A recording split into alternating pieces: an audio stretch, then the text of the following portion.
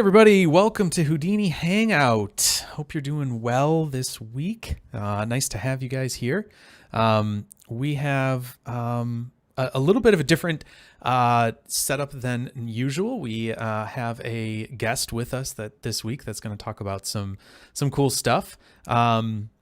So I guess we won't get don't really have much to talk about before that, but I guess we'll just kind of get things rolling and get Carlos over here. So let me bring him in and we'll start chatting here.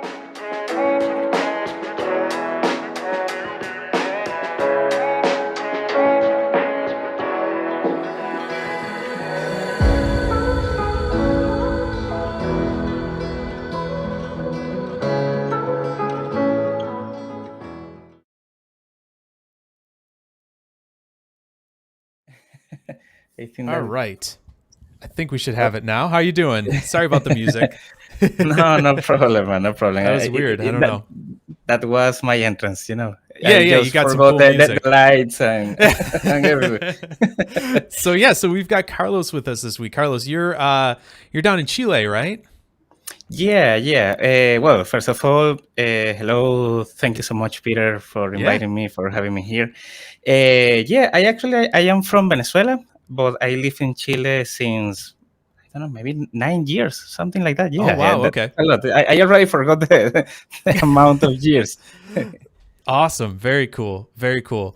So you've been doing some Solaris stuff, and you when we were chatting a little bit, you said you wanted to bring some Solaris like tips and tricks and things like that, and some workflow things that you've kind of found over the years. So I think that's kind of what we're going to be talking about tonight. Do you want to kind of give a little intro to what it is that you're going to be talking about, or I can just hand it over to you and you can start presenting and we can kind of go from there? I think that maybe you can I put my screen one second just to talk about a few stuff in the meantime. Yeah, sure, of course. Awesome. There we go. Because it's maybe not too much people know what I do, and I am also because I am a graphic designer by profession, but more the logo, brands, management, those kind of things, definitely not entirely related to 3D at the beginning. So my journey, started I don't know, more than 10 years, something like that. And then I got in love of 3D and those kind of things. And I started to apply the same kind of knowledge on animations, on 3D stuff. And I worked for a while as a freelancer back in Venezuela, but also for a little while here in Chile. And then I started my own studio with another Venezuelan colleague, which was called Dying Studio. Maybe some of you saw some of our work in the Redshift Reels. We have the luck to participate or to appear in some of the Redshift Reels for a few years. I believe for 3 years or something like that. That was very fun. And since this year, we decided to close the studio for multiple reasons. And it's this part of the story is to mention that we were a small studio, very, very small. We were between 2 6 or 8 people, something like that. And we only worked for mostly for advertising or corporative videos, but most of the time, or I want to believe that almost entirely on 3D, or maybe mixing some techniques, with 3D and 2D animation, something like that. But and also, I also come from the cinema 4D world. Same. Yep. Yeah. A lot of us come from that part of the world, and probably I don't know you, but I learned 3D with 3ds Max. A lot of people learn with 3ds Max. Okay. Yeah, it's funny. I actually learned 3ds Max early on too. I learned that in school a little bit, and then I moved over to using Cinema 4D just because it was like made way more sense for me to be using Cinema than 3ds Max, and I found that out quickly. So Yeah, no, definitely. I mean, I definitely hated every minute that I spent on 3ds Max. That definitely was. I mean, I also I still have him. I think one or two renders from my school works when I studied design. I have it. I have it on my Vimeo, but I think that today I saw the news that Vimeo is going to shut down. I believe. Not sure. oh Uh, really? Wow, that's yeah, crazy. That's yeah. I need to recover that video because it's like, of course, it's a very ugly animation, but it's fun. I like it to have it. yeah, sure. Cool. Well, your reel is super impressive. Obviously, you got a lot of really nice stuff on there. So very cool to see, some of that work. And I honestly, I don't know if I've seen all of the work that is even in this reel, but I've seen some of your work, and yeah, it's got a cool style, and I really respect the very designy side of it. I like that a lot. So it's pretty cool. Oh, thank you. Very kind Yeah, of of from course. you. And well, yeah, I think that when we founded Dyn, I believe maybe in 2016, if I remember correctly. And like at the normal growth curve of some teams, we started to include more people to the projects, and Hmm. also working on multiple projects. And we started the Houdini journey in when the pandemic starts in 2020. Oh, Yeah. okay. Cool. It was fun because it was like, hey, the world is ending. Why don't I spend a lot of money on build new machines and buy Houdini? Start to learn. That's Definitely, awesome. that sounds like a very good decision. Hmm. But yeah, definitely, it was fun. It was a good decision because if not, when we are going to do it, right? Right. Yeah, there's never a better time to start something than at the present, right? Just do it. Just jump in and kind of dive in and do it. So, yeah. Yeah. And I think that we started to work to switch the projects to Solaris on 23, if I Okay. remember. So a couple years ago. Yes. It's like it was like I mean, it was very similar to the time when we started to do stuff with Houdini. So it wasn't like, okay, today we are in Cinema 4D, tomorrow and everything entirely in Houdini.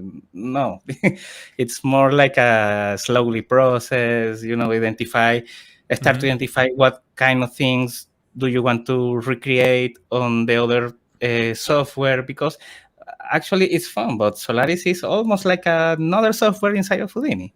Yeah, So for sure. because it's a different language, it's a different how to, but it is fun because at the same time, it for me at least, it might have some more similarities with other softwares than the usual Houdini object itself. So a few things might be like a more intuitive for some cases, of course, because if you get crazy, the thing can get very, very complex. So yeah, with all of that experience, we started our Solaris journey. We started to identify what kind of things and how we can work inside of this. And the whole point of this is that definitely we recommend and encourage to all the colleagues to consider Solaris to be used. There are a lot of benefits compared to the usual Houdini workflow with the object workflow. I think that this year I had to work again on in one project with the object context, and I hate it. I hate it so much.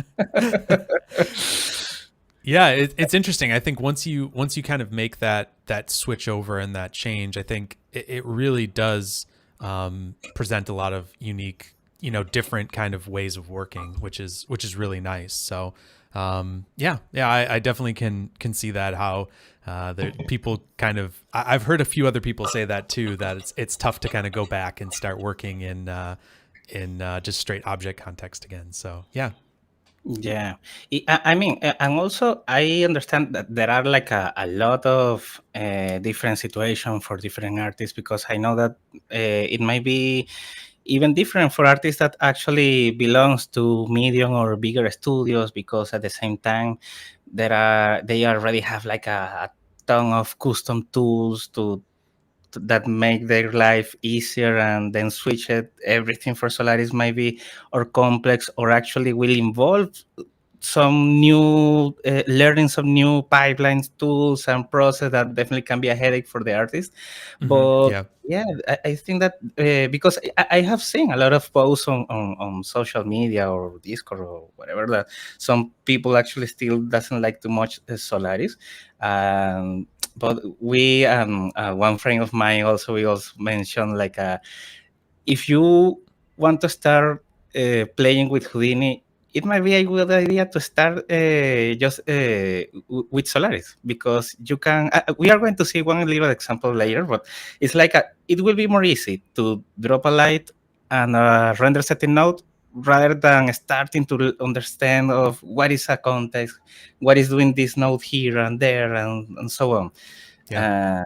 Uh, and yeah, no, sorry, go ahead. No. I think that's a great point. I mean, for me, like just setting up simple lighting and rendering and things like that, really isn't too hard in Solaris. I think a lot of people might get the more difficult stuff happening when when you've got this huge pipeline of things like you mentioned, that has to kind of get moved over, and you need to be able to like recreate all these things that you've been doing for years and years and years. It can be pretty tricky. But if you're just kind of working on your own, and you just want to kind of get in there and do a few things and set up lights and get kind of a nice looking thing, it actually isn't that hard. You don't have to be switching contexts and having different render views open and things like that, which I kind of like. So yeah, I mean, everybody has their own learning path and things like that, right? But it's cool to I think it's a good starting point for like rendering and stuff. So yeah, okay, cool. Well, why don't you continue along here, and you can kind of maybe walk us through some of the stuff that you've learned in Solaris. Yeah, well, so as you mentioned, well, the idea for today will be like some checks, some practical examples, talk very, very fast about a few things that actually we can find in Solaris, because it's like the content that we can find on internet is, about Solaris maybe is not entirely focused for small teams or for solo artists. It's more, yeah, for more complex workflows, and there are some hidden gems that we have. Like I believe, I don't remember if it was on your course that you showed some of the drag and drop stuff that we can do in Solaris. That's a huge time saver. So yeah, that's the idea for today. And just to make that idea, I just want to make this or to show you this silly image of a bulb, just to tell you like a little story about, because I remember that many years ago when I started to work on 3D, one of my first projects was with a scene with a bulb, and I wanted to do like do you know this kind of transparency mask, or it's not like, I don't want to like a full field mask, but a mask that has the refraction of the bulb. Okay. I remember that someone on the studio when I was working in at that moment just told me that no, that's impossible. That you can't do that. Forget it.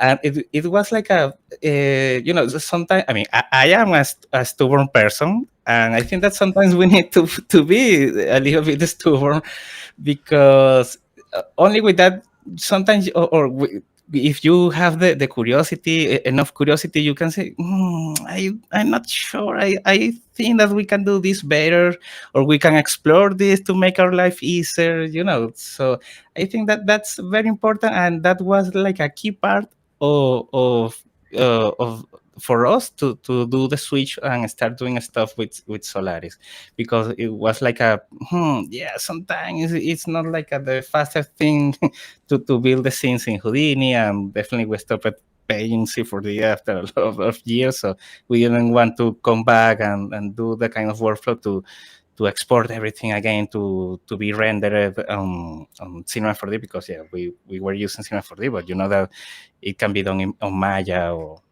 Blender or whatever.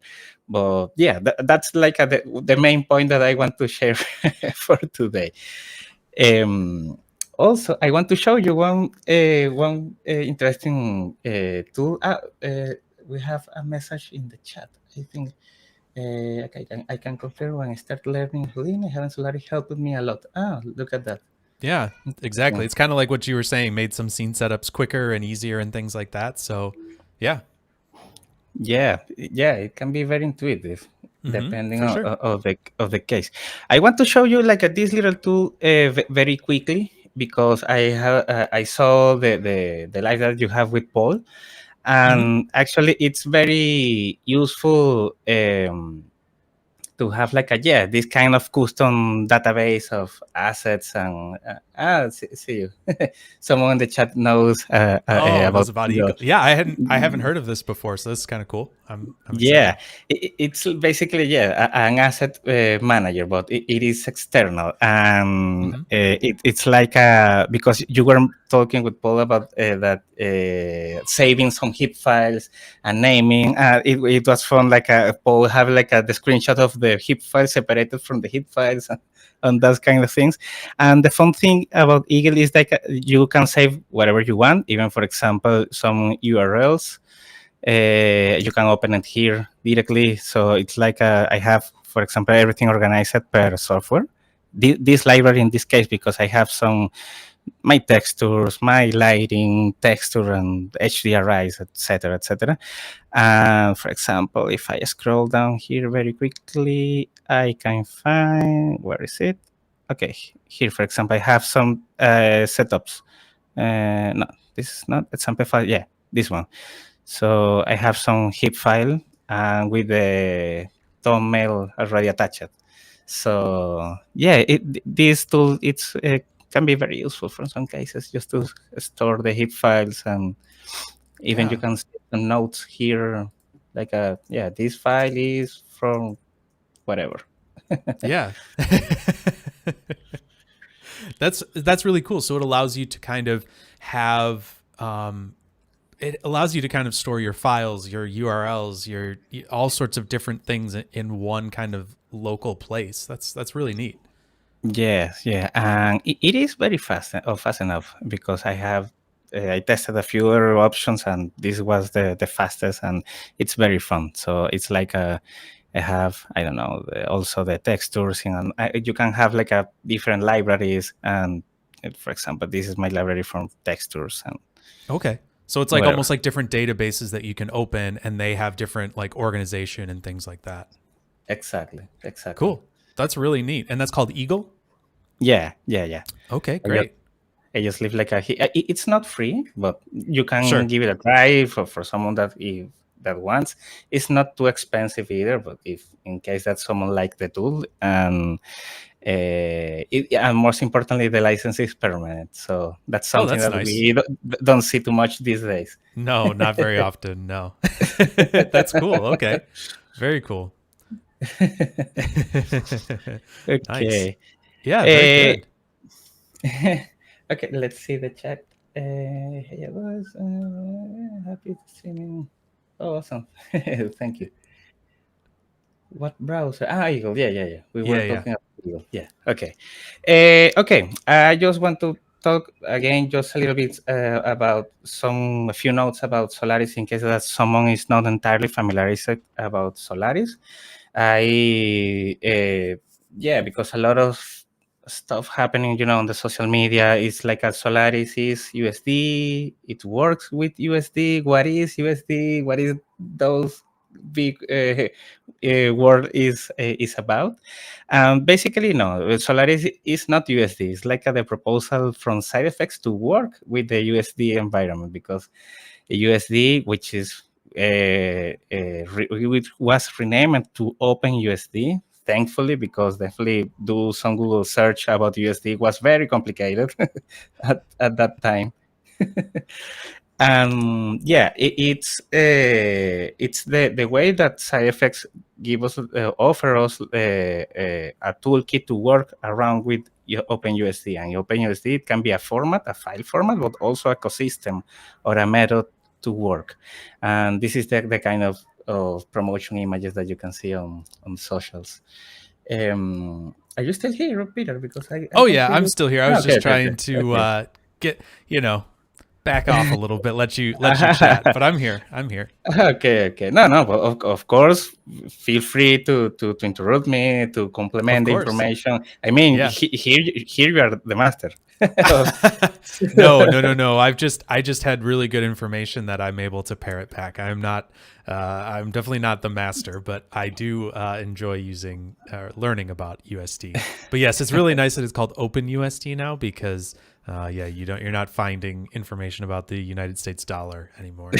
So Yeah. So we can say that the objective about this proposal, this open format, open source proposal, was to create an unified solution to interpret some 3D scenes or 3D elements or everything that can exist on a 3D scene. This is a proposal created by Pixar for many years ago. The idea is that a lot of tools can implement or can get insight into this ecosystem, and you will see that there are a lot of tools trying to implement this, but don't believe everything that you see. This is like a marketing proposal. Definitely, there are a few tools here that should not appear here. I mean, like Illustrator and Photoshop doesn't have anything from USD. No, not really any. Yeah, Yes. that's a little wishful thinking, but there certainly are a lot of applications that use it and that people, go back and forth between. So Yeah. Besides that, there are a lot of interesting stuff happening around USD. I think that the bigger guys playing on this, of course, side effects. Autodesk with Maya, Nuke already do some good implementations, and so a few other tools. So it basically is like the idea is like a create one format to rule them all. Yeah, exactly. That's the dream. That maybe I hope that we can still alive to see it. Yeah, right. Maybe someday we'll get there. Yeah.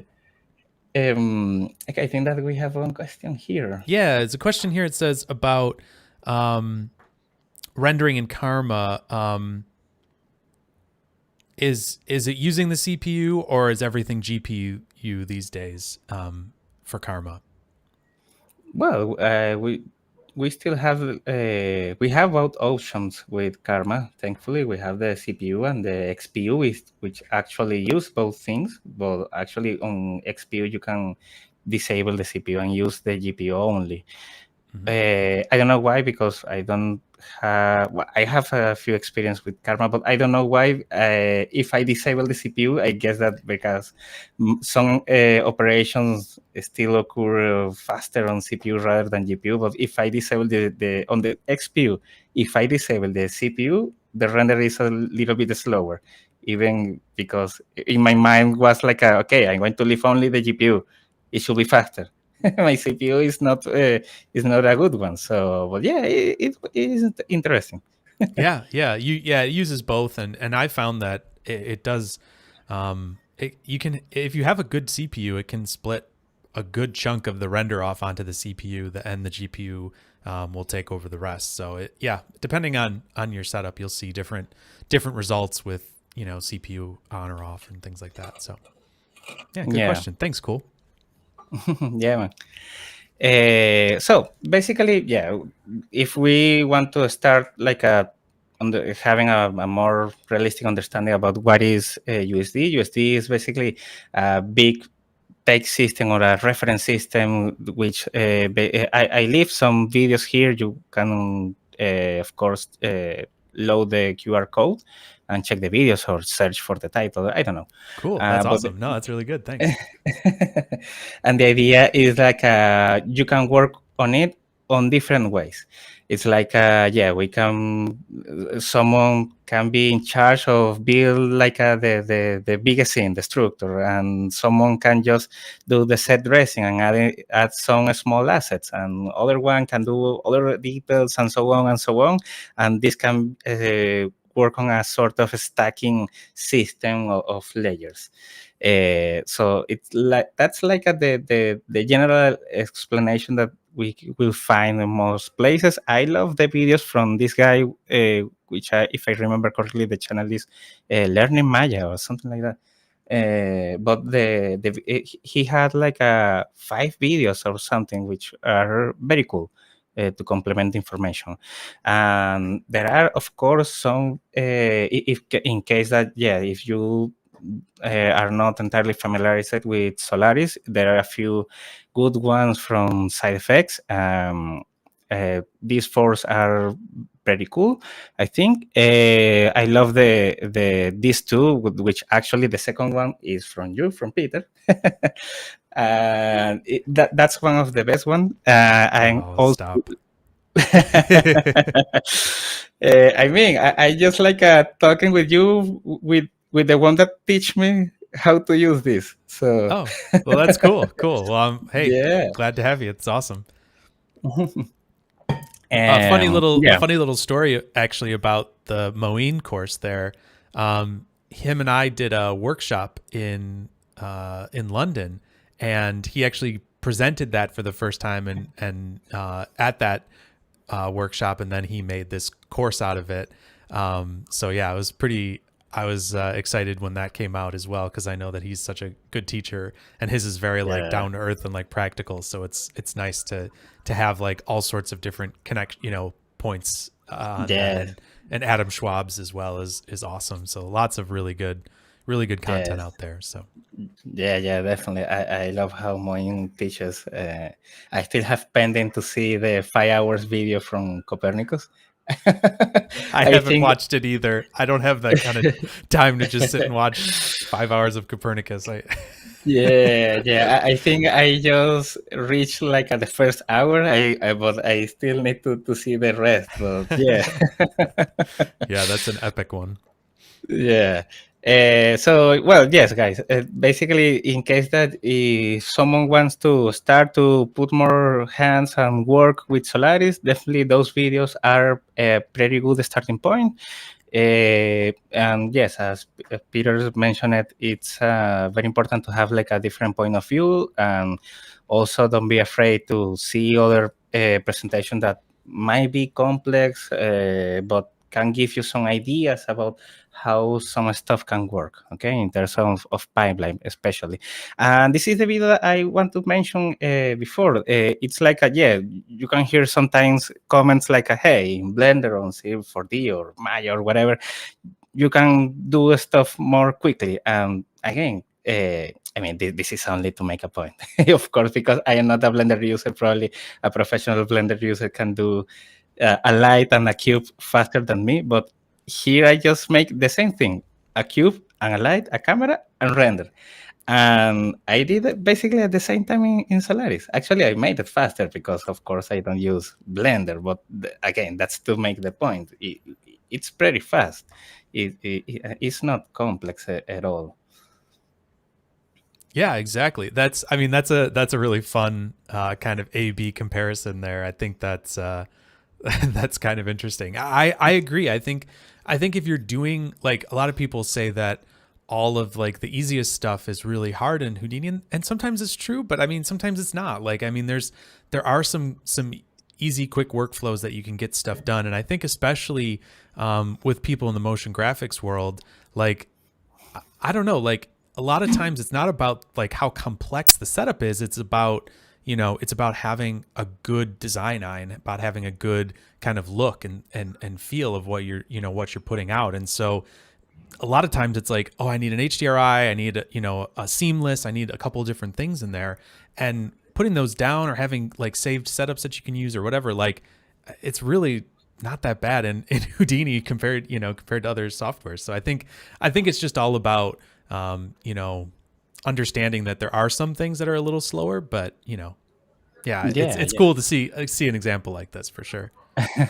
yeah, and also because again with experience and practice, because it's like the music, if you want to play an instrument and if you want to play it well, you will need to practice a lot of hours. You Yeah. can't expect to take the tool, or the instrument in this case, yeah, this should sound great as I expect if you don't put more time to practice. So Yeah. because of course, in the case of Houdini, you will start to learn to learn the shortcuts, and some tricks to do a few stuff more quickly and so on. Of course, each software has their own way of use it.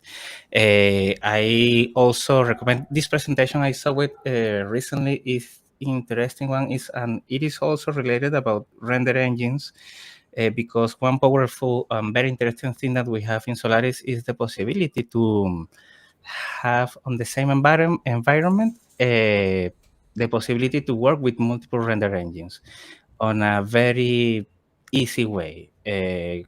We don't need to create like a huge blocks and from other nodes to describe or to create the custom settings from another render engines and so on.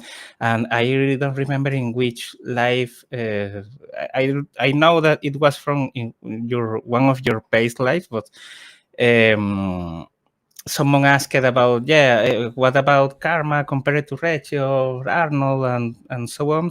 And actually, one interesting thing that is happening right now, like around OpenUSD, around OpenPBR, which is like the proposal to make a standard for materials. There is also now a proposal to make a standard about how the render engines can interpret the light. I think that Yep. these days all the render engines are pretty good. Of course, each one has some benefits and downsides. Some might have some extra features that the other ones doesn't have. And the thing is that it's like all the render engines fit for your needs or not, and that's it. Mm-hmm. Yeah, exactly. It is fun that maybe it's sometimes we still some people fighting about render engines, but it's like in terms of quality, they are basically the same. And this presentation, what is interesting is like they are like expanding with something which is called the USD logs. Which is Okay. basically Yeah. how the render engine interprets the lighting. And let me just put one frame from here. Okay, this one. And actually, they are comparing here the Karma from Houdini 21, which is actually now working with this, as far as I understood. And comparing the same result with NVIDIA Omniverse, which is their tool that also works entirely with USD. And the thing is that these render engines is now working with this framework or schema, and in terms of lighting, they are the same. Yeah. Yeah, I mean it's cool for them to see some of that stuff where they're trying to make trying to suggest ways that the render engines can take in the information from these different scenes and make it a bit more standardized. So you could switch back and forth and make that work a little bit, more.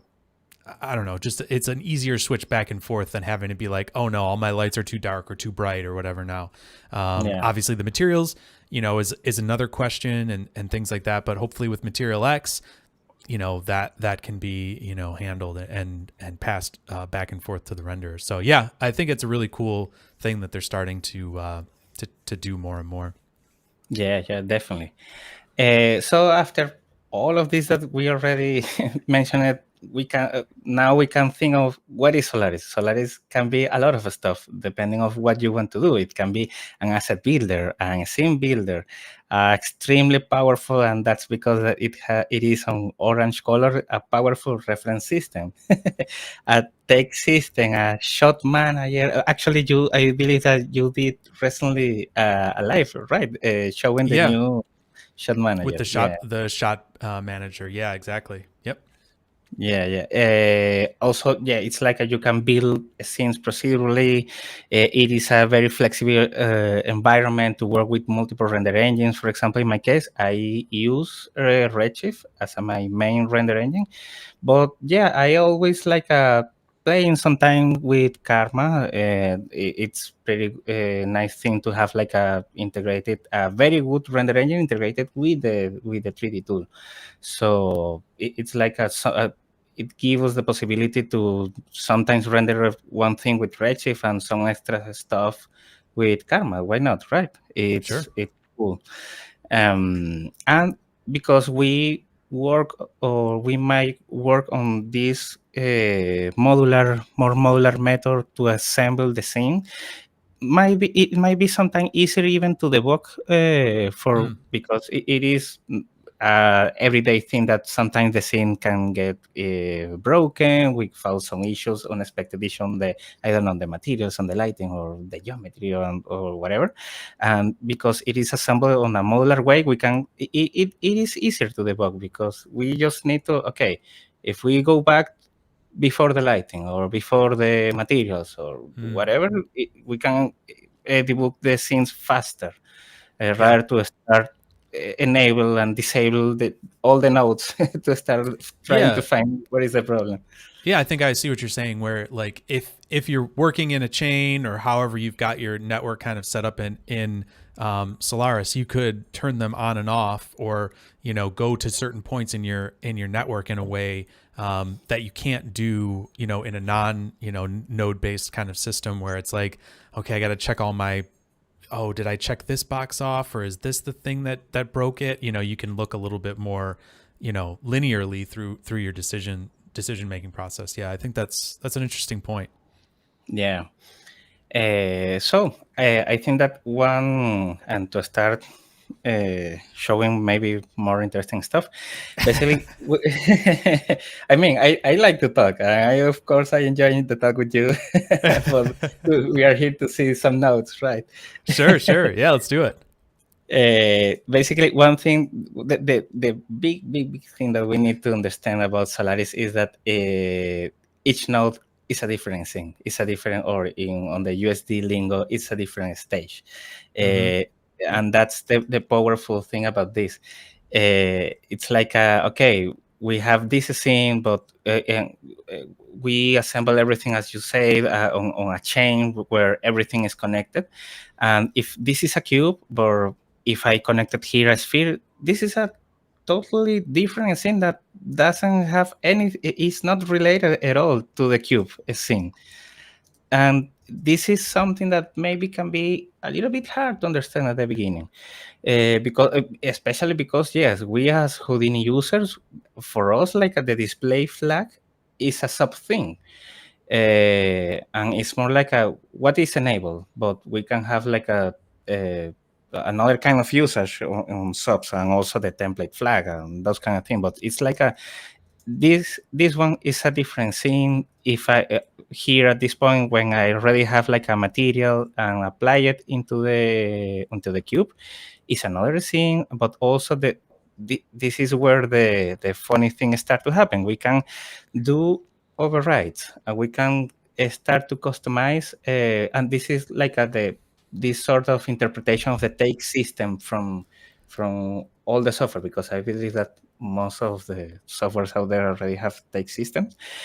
It's like I can just grab my scene graph tree where it is described the entire scene, and find, for example, the material X. Sorry, because this is the Houdini 21, and I have like the interface very small, because after that I'm going to switch to 20.5. But No, it's okay.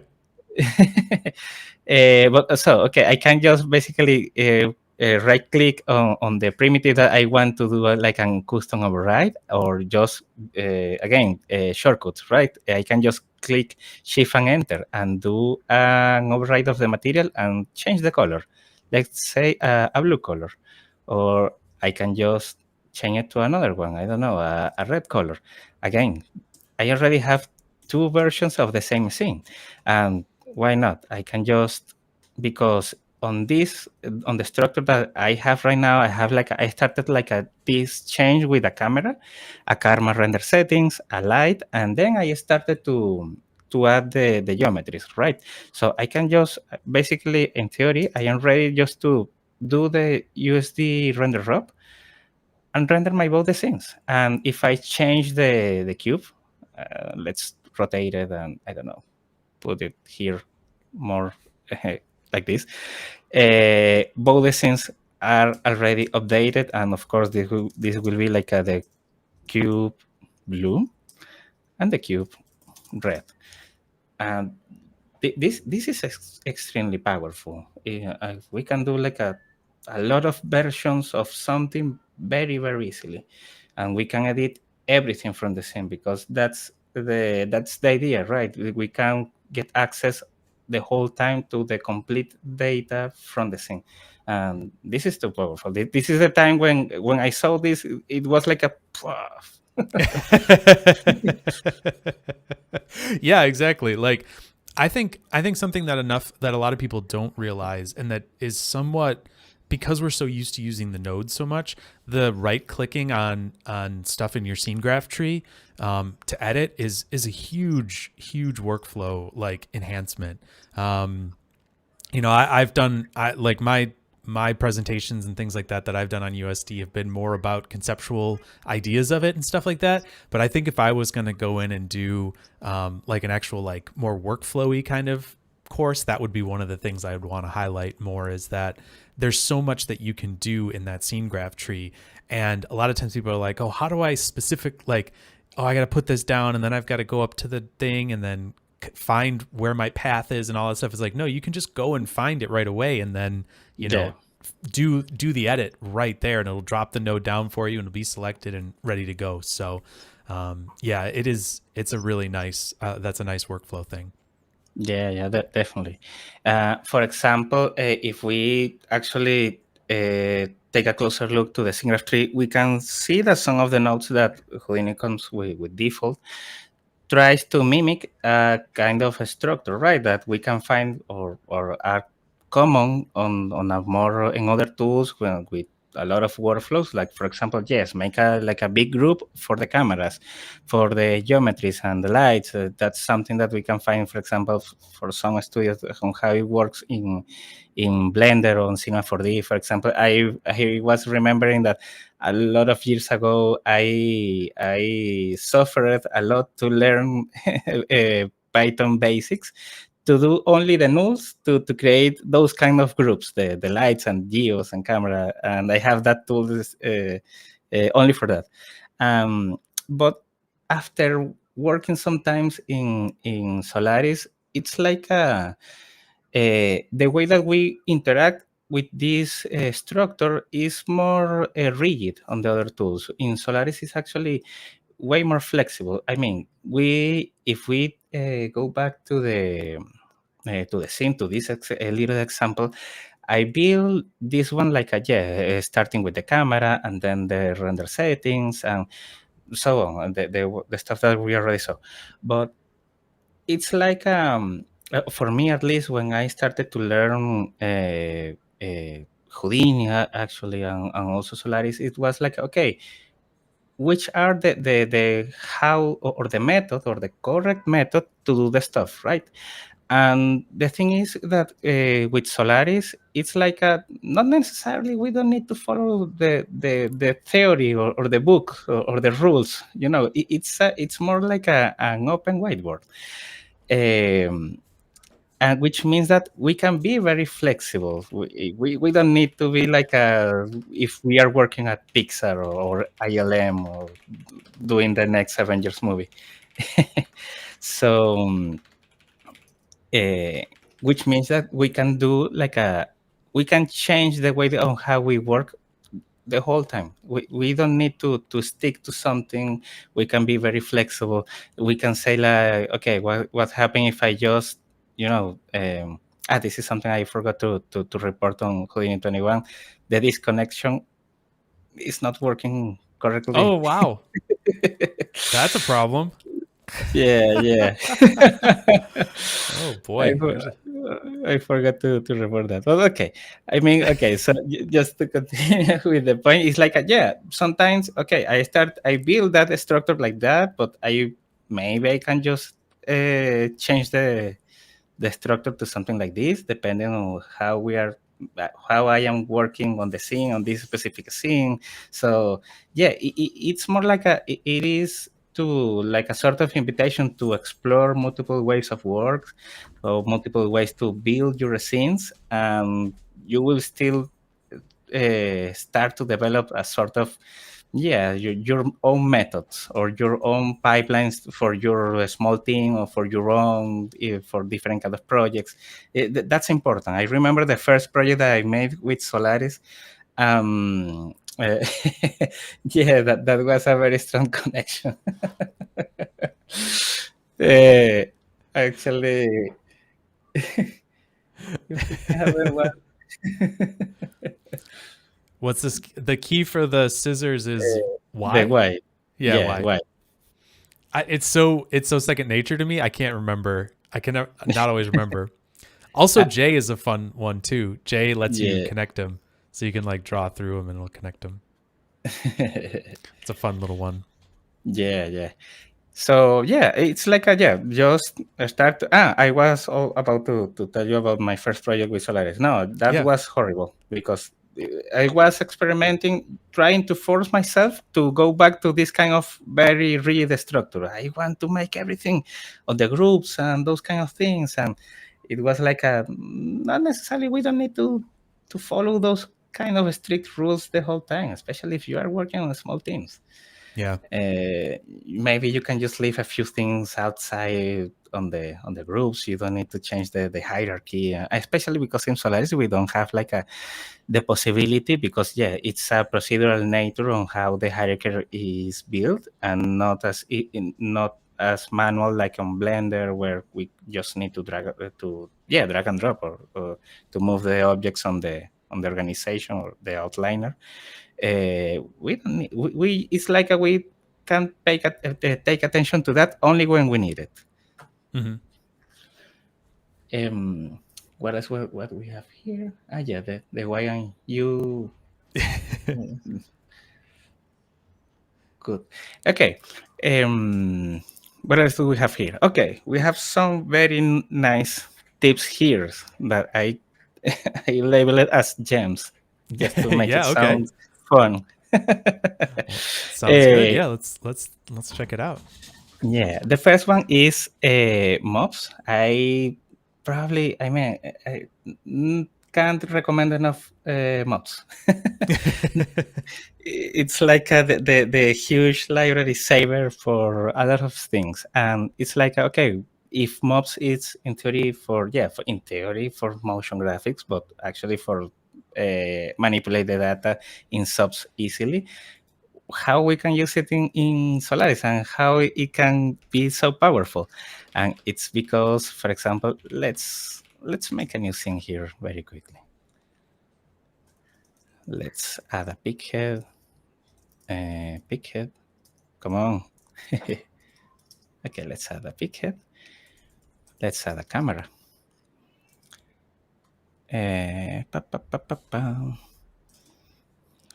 Maybe a little bit back like this. Okay. And the thing is that MOPS, mostly of the tools for MOPS are specialized to work with packet primitives, right? And for example, again, if we right-click in one primitive on the scene graph tree and create a sub modify, it will give us a sub network to modify what it is on the name, to modify or to work with those primitives. So if I, for example, create a null and I just selected the camera on this case, if I check what I have here, I have a packet USD, which means I have a pack primitive. For example, which means that I can use the entire MOPS toolset to modify the primitive. So for example, if I just add the position, and of course, if I go back to my camera, let me block I have like an instant camera shake here by just using the noise modifier, which is in theory, it should work more with, with instances or those kind of things, not to make a camera shake so easily like this. And I have like here the possibility to do the looping, modify the noise, the speed, or so on, and whatever. So this is so powerful. I mean, how much time did I take to do this? That's really cool. I hadn't really thought about using MOPS in that way particularly, because you're right. When you use a SOP modify and you're bringing in geometry, it's all going to be like packed primitives and things like that, and packed USDs, but packed primitives, like you said. And so you can do all sorts of stuff like that with those. If you had an instancer, yeah, exactly. You could do all sorts of, crazy things with it. Yeah, no, it's so powerful. For example, I usually also use it for do lights cloning, and it's like I just need to like I mean, I also sometimes do it on different ways. But for example, I can just use the basic MOPS instancer here, create some instances, and those cubes will be only like for me some viewport reference, because upside on lob level will be my lights. And let's say, I don't know, if I add another MOPS randomize, for example, and just do some crazy random, and the orientation, it's like I'm going to have a lot of lights, instance light here. Yeah, Very that's really quickly. cool. That's a great tip. I love that. That's really cool. Together with that, I also want to do like a very little promotion to something that I released, I believe, last month. I released this little library, which is free, of course.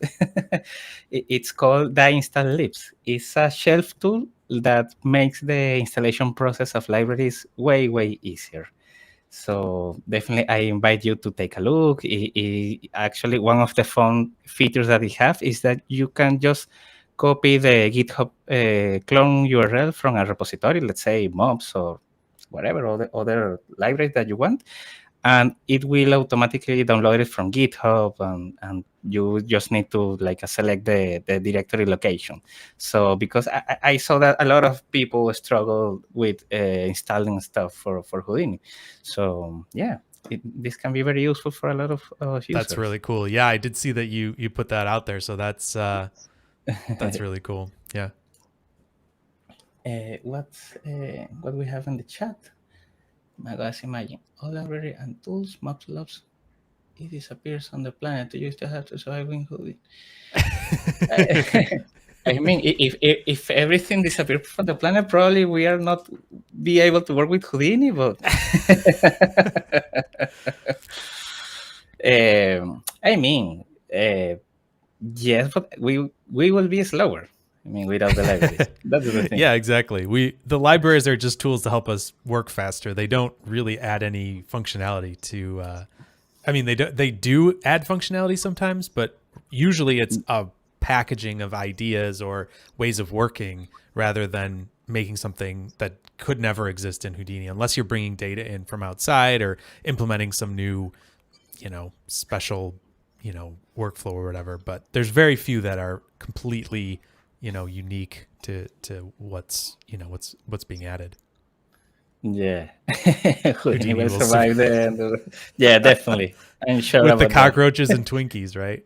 Yeah.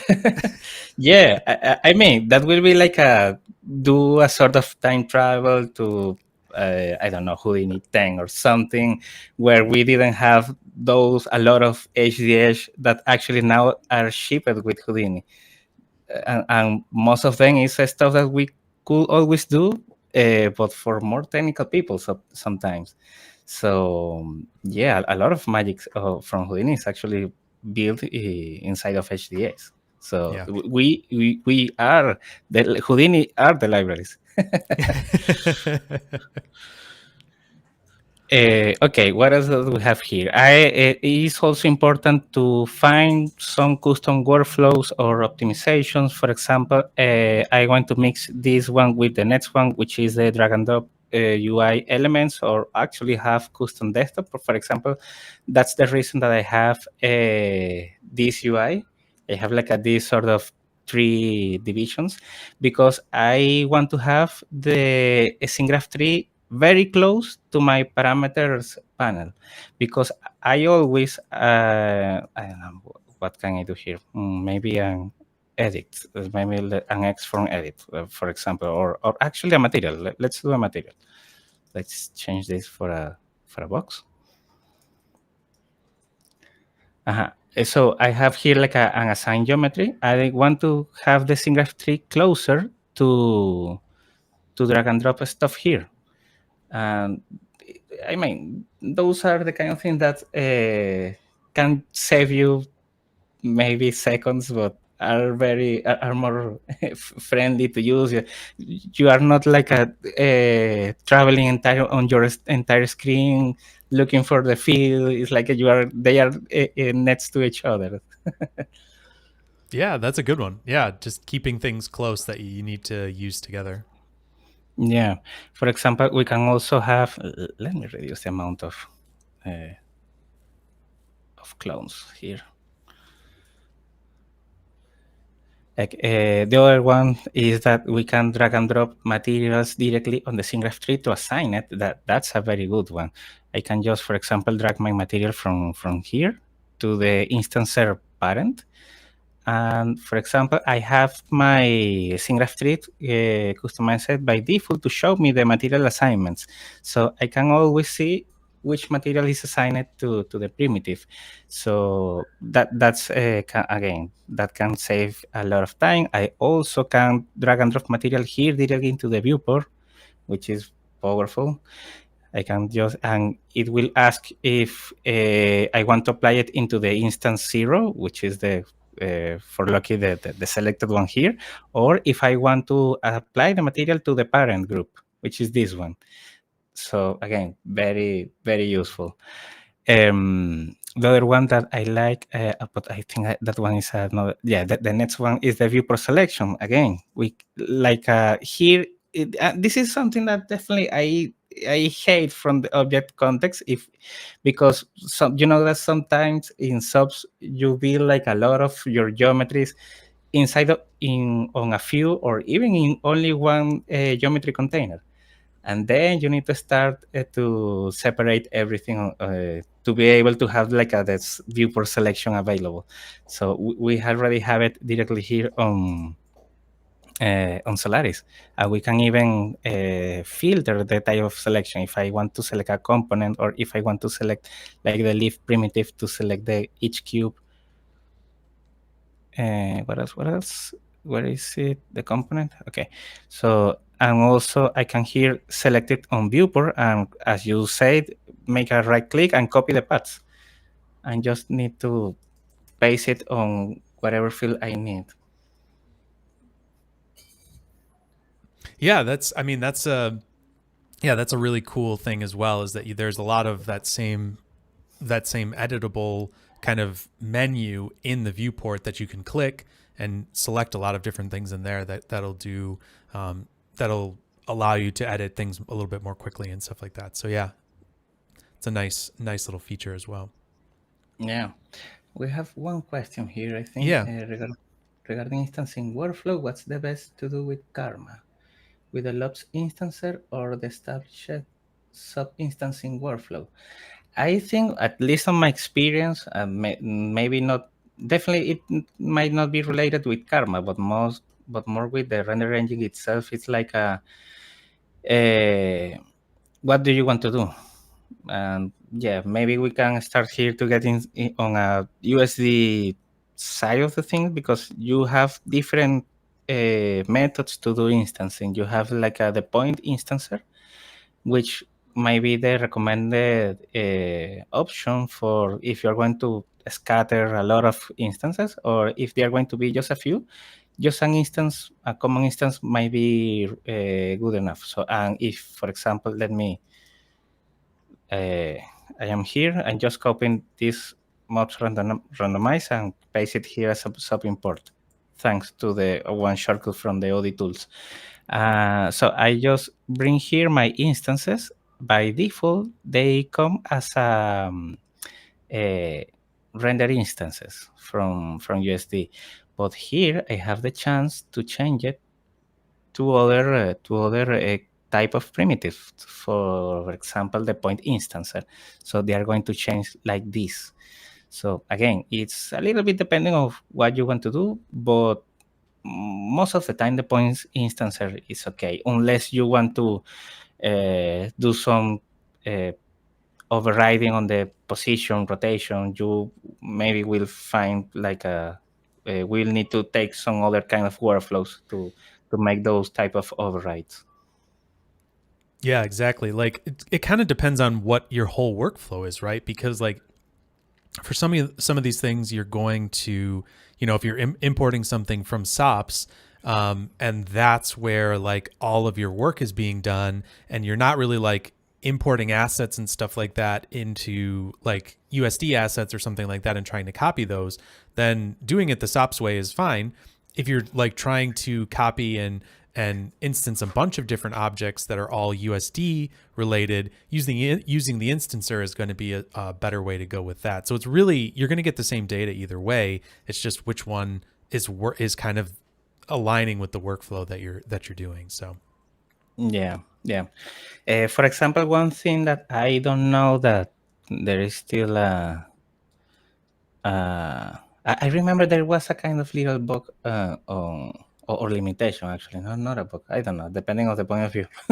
But for example, let's say I copy this cube. Here I'm using an instancer, but inside I have a sort of simulation with the velocity attribute. I believe the velocity attribute wasn't transferred to the instance, or I don't remember if the instance comes from the input stage, from the first input, something like that.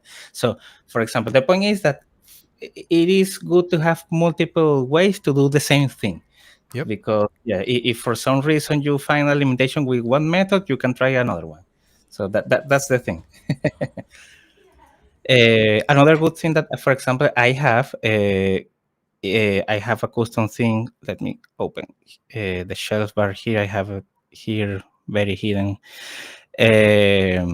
I have this is like a shelf bar from the Dilib, which is my other public free library. Again, you can download it here if you want it. And one very useful thing that I use every day is one command which is this one, the new geometry and the new material. So with the you just need to assign a shortcut to the tool.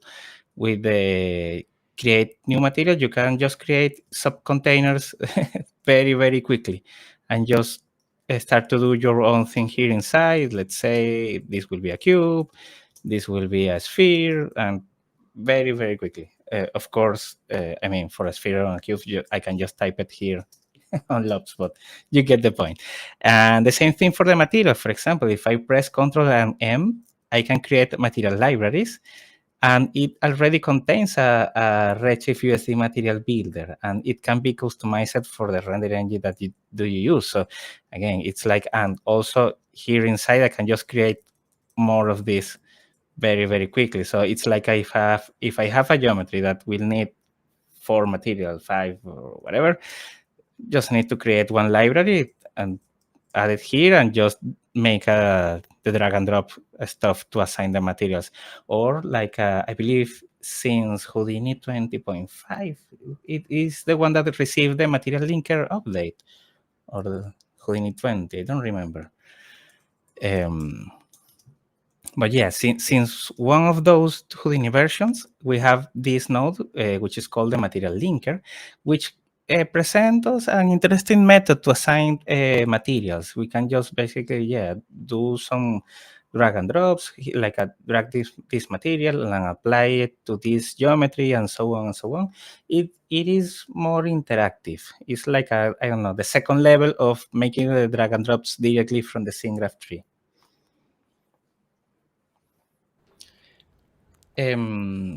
What is it? Do we have? I missed the chat a little bit. Oh, it's okay. It's okay. I'm responding Okay. to somebody in there. You keep going. You can keep moving along with your stuff, and I'll take care of that. No worries. Okay. No Okay. worries.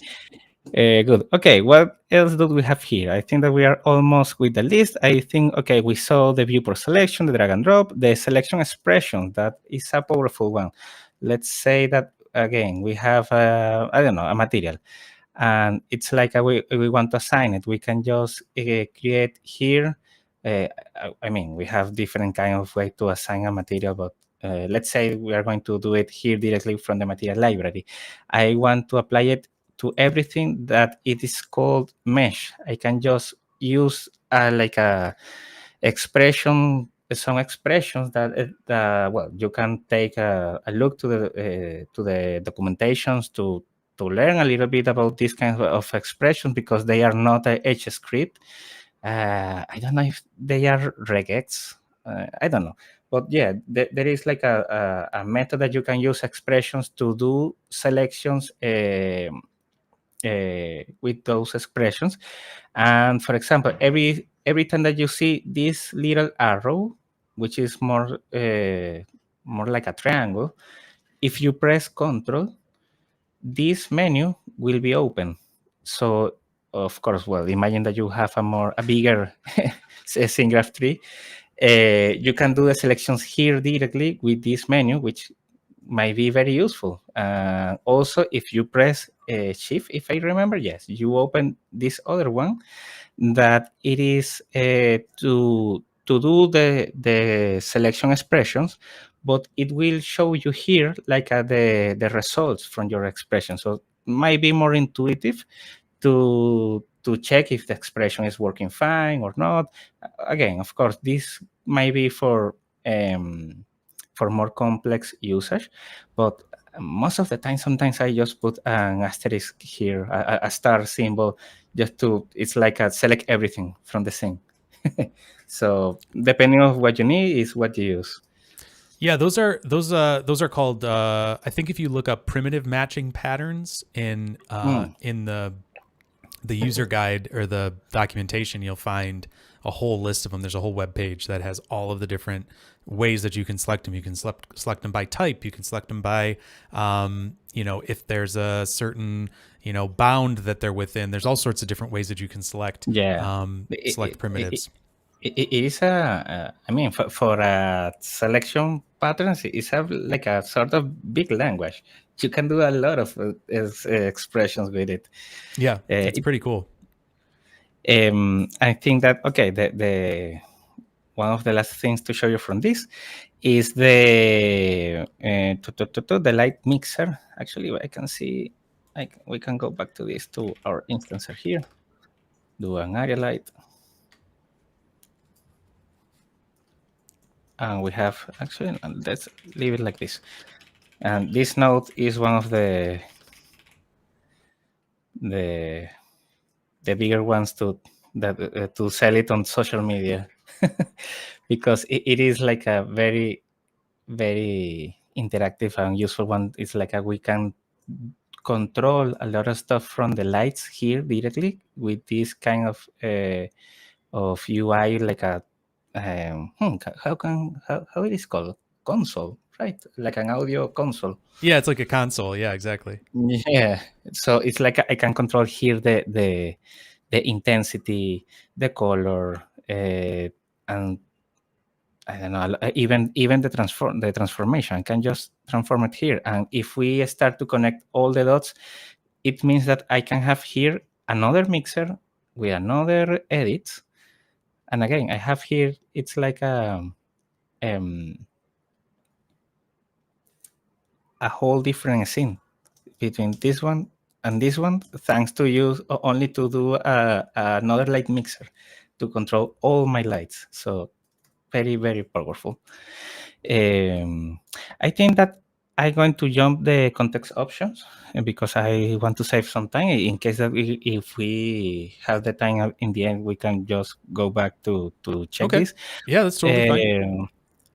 But I want to mention something. The last one is a very good one because it's another pain point for me from the standard Houdini, which compared to other tools, we don't have like a standard method to do collect files.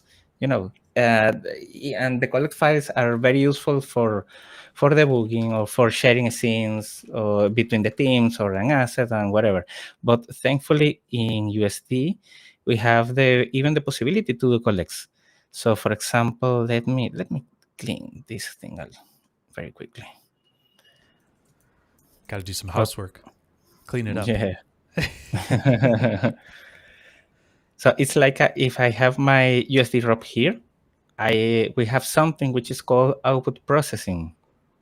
Here we have like the stuff which is called the processors, but we have something which is called copy all assets to referencing layer directory, and we also it is good to have another one which is called save paths relative to output path.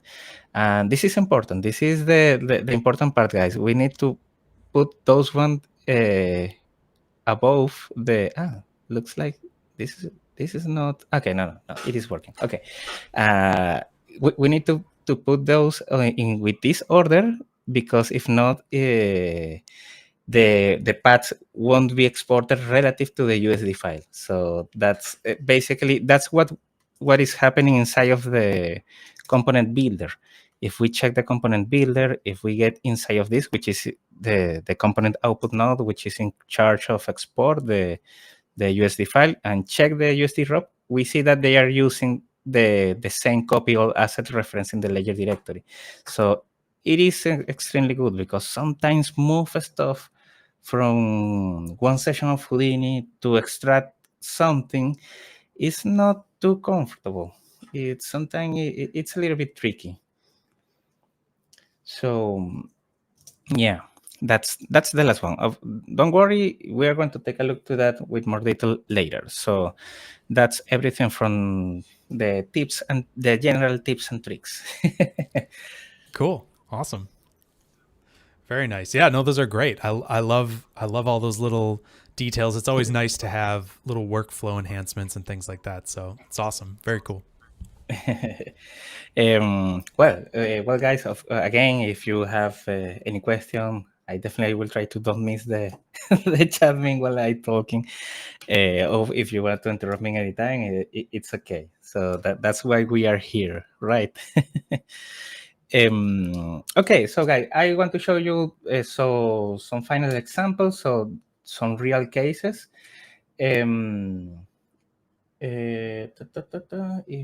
If it's not comfortable, we need to talk about side effect. It is interesting because in Houdini 21, I saw that there is a new node.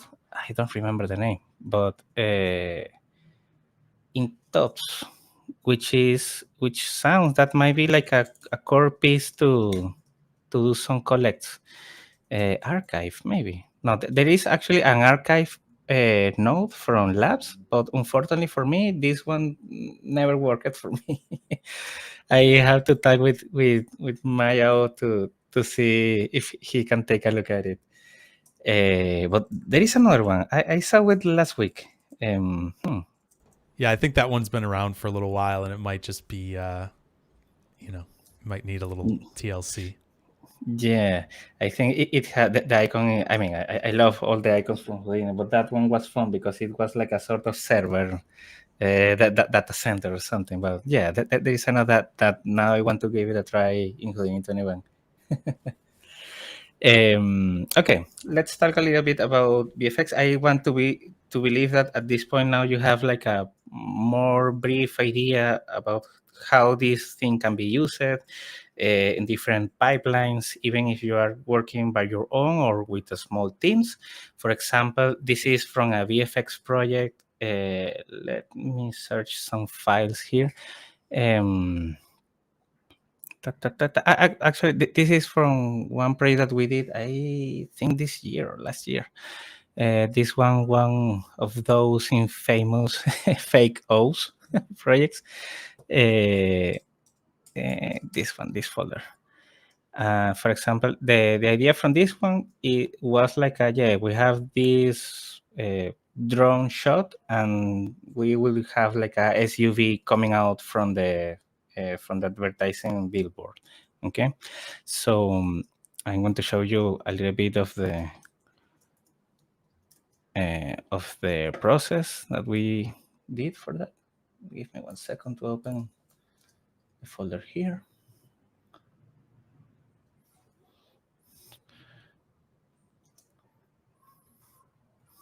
Okay.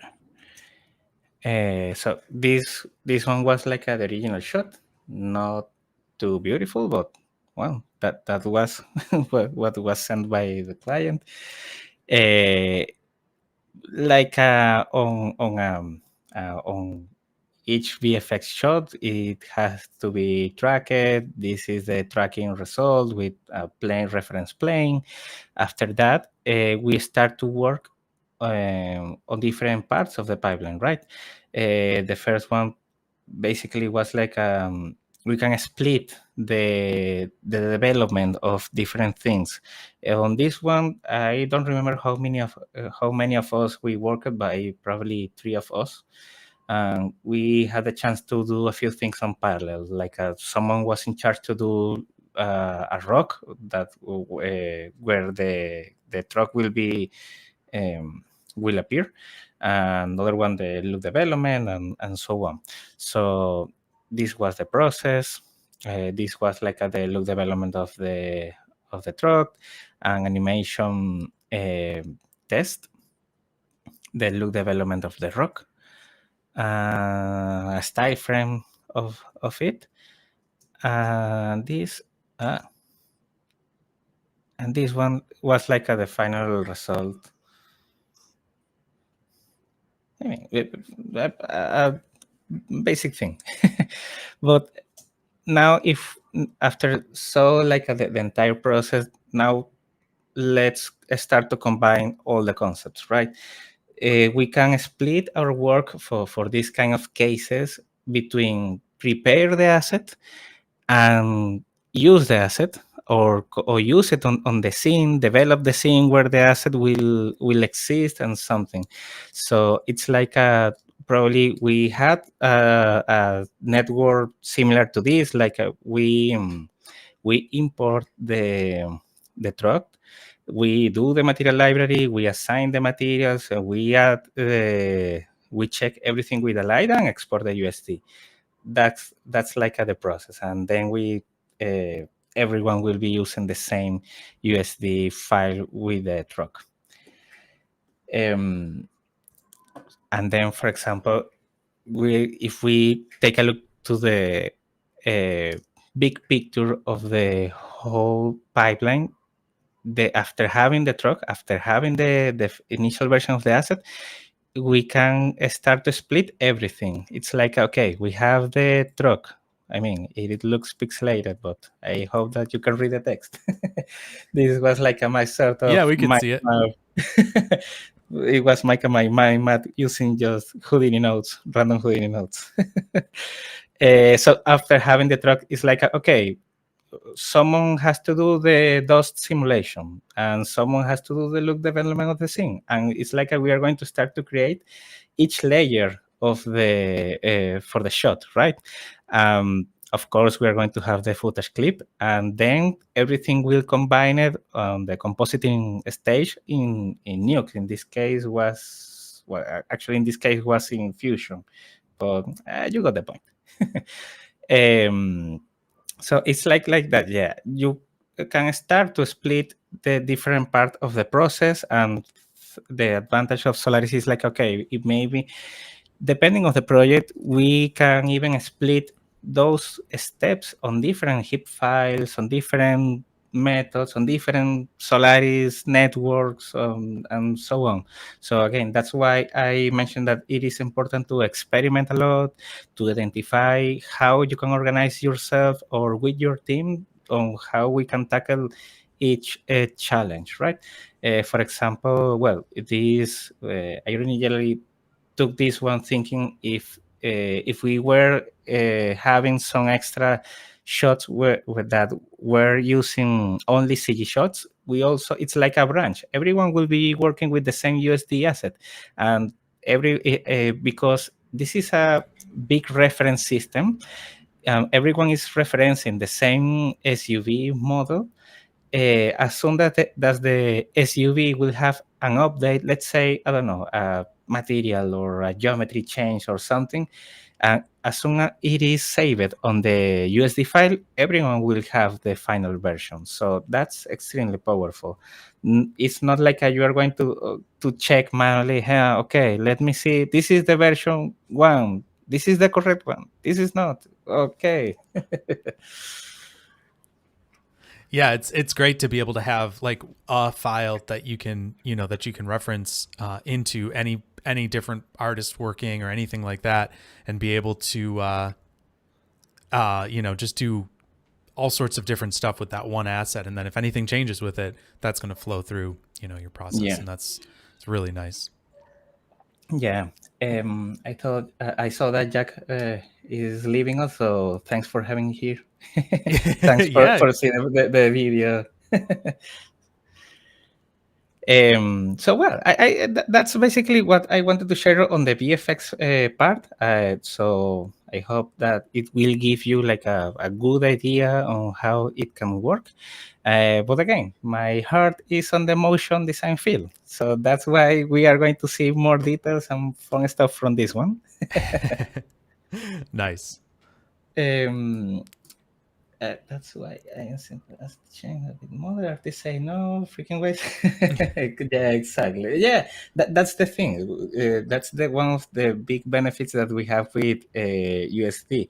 I mean, I'm going to show you one manual thing about version controlling, but the modern methods will be something like Peter already showed a few lives ago with the new shots manager with a more modern and elegant solutions to control the references. Yeah, well, that has an asset resolver built in that actually deals with that stuff, and that's really kind of that's the heart of what USD can do. And so, like, we always had an asset resolver, but it wasn't as fully featured. And so with this new I think they're calling it the hyper resolver, which is something that you'll see with paths. It'll say HPR.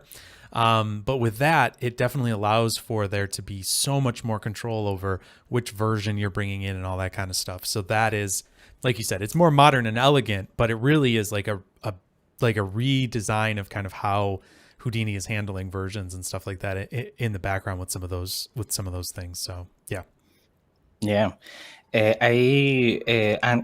That's, I mean, maybe not everyone knows how important that is, because, well, for example, if we see how maybe some users can try to achieve similar solutions by using manual methods or other methods, or using no methods at all because the tools doesn't have a good method. For example, I remember that let's rant a little bit about C4D.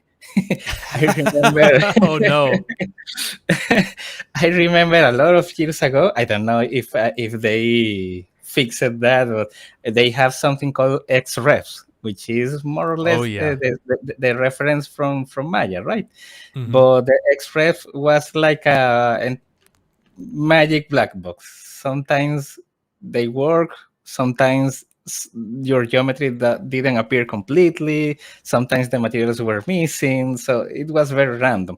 I don't know how well the reference, the Maya reference work, but for example, in my case, in Houdini before Solaris and those kind of stuff, I usually was using like a digital assets, but even with that, uh, when we need to update to make like a bigger updates, we need to open each heap file and make sure that each heap file was using the latest version. So it is still involving some manual method with some margin errors. Yep. Yeah, for sure. I mean, the XREF thing, I tried a little bit back in the day, and yeah, it didn't. It wasn't very helpful. I also remember there was a time when, well, I think it still exists that you can open USD files and stuff, but the support is very strange. I don't understand the methods there, but it's I remember it was. I remember the other artists in the studio that I worked in, they would be like, oh yeah, you can use USDs, and we'd like try to pass them back and forth, and I'd be like, what's going on over there? And they're like, I don't know what's happening. So yeah, it was always interesting. It's like a sorry, but definitely C4D doesn't belong to the marketing image from USD with all the other logos. They have maybe like just a little asterisk. Yeah. I remember that I also make a few texts. I remember they have like an important bug. Like if you save your scene on C4D, the USD file got corrupted. So it's like what the hell? That's like that doesn't have any sense. But okay, let's pass that page. Yeah. Okay, about motion design. Again, it's like we are continuing applying the same principles of everything that we saw. I want to jump back a little bit to this one. It's like again, I have seen a few posts like saying like I don't know, maybe Solaris can be too complex for motion stuff. It can be more for VFX stuff and whatever. But again, we already saw some examples where actually build a scene. It's very easily. It's very quick. You don't need to get crazy with all the technicality of USD and that thing. That's a whole other story.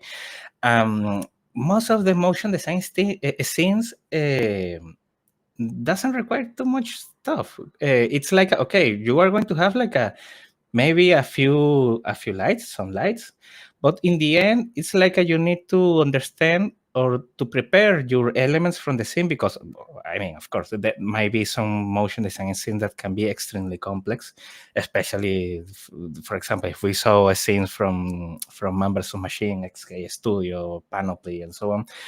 But it's like in the end, how the render engines interact with the scenes. It's like everything can be described. If you have particles, you just need to prepare your particles. If you have geometry, if you have hair, fluids, whatever. So in the end, it's like you also do those kind of tasks on your everyday process on whatever tool you are using. So it's not too different in the end. Of course, for example, in object context, if we want to to use those kind of custom properties for the render engines, like the subdivisions or the trace sets or object IDs, you have those properties on the geometry node. But in Solaris, there is a node that will have all of those properties, which is called the render geometry settings. Geometry render settings. I always have some kind of I always flip those ones too. Render geometry settings, yeah. Render geometry settings, yeah. That has those settings, but they are the same settings, and also they are the same settings that you have it on Cinema 4D or Maya or so on. So it's not like a different language in the end. So yeah, that's something good to keep in mind for that's a great point. for motion scenes. So again, we are like maybe if you are doing a product shot, maybe you can continue with this suggestion about split your workflow about prepare assets and then working with the scenes itself. I usually do this unless the project is extremely simpler. If it is very simple project, I just do it everything at once. It's like as I told you, you don't need to get crazy the whole time. Um, for example, well, let's jump back again to Houdini. Let me rearrange me here again. I was like melted on the chair after talking. Yeah, get yourself situated, no problem. Okay, guys, I want to show you a few things from this project. I did this one as a solo artist slash freelancer. Still trying to figure out. And it was for a soap detergent product, something like that. I believe this one is an international brand, at least on Latin America. I'm not sure. They were creating like uh, yes, it's important to do a posture check very, very often. um, so okay, like the request at the beginning was to do the look development for the product. They sent me the base model, and after that the briefing was evolving. You will see it was like, okay, do the style frames for one piece, which was like the teaser, the first piece from the campaign. They have been releasing a lot of videos. I only created this one, another one, and after that I also did the animation from this one. Okay, that's the one that you probably will saw it here. So it is also interesting because actually I also was evolving the usage of this setup over the project. So it's like sometimes, again, you need to be flexible. You need to keep in mind that, okay, maybe we can change the whole order of the nodes that I have to do another thing, and so on. That's why it is important to understand the basics, because after that you can play freely here. Okay, so I want to show you what can I show. I want to show you first the box. Here is the box. Actually, this box is from the Grayscale Gorilla assets. They have been releasing a lot of plenty good models on their platform. Actually, well, if you install the install libs, you will find some custom script that I have been adding last month.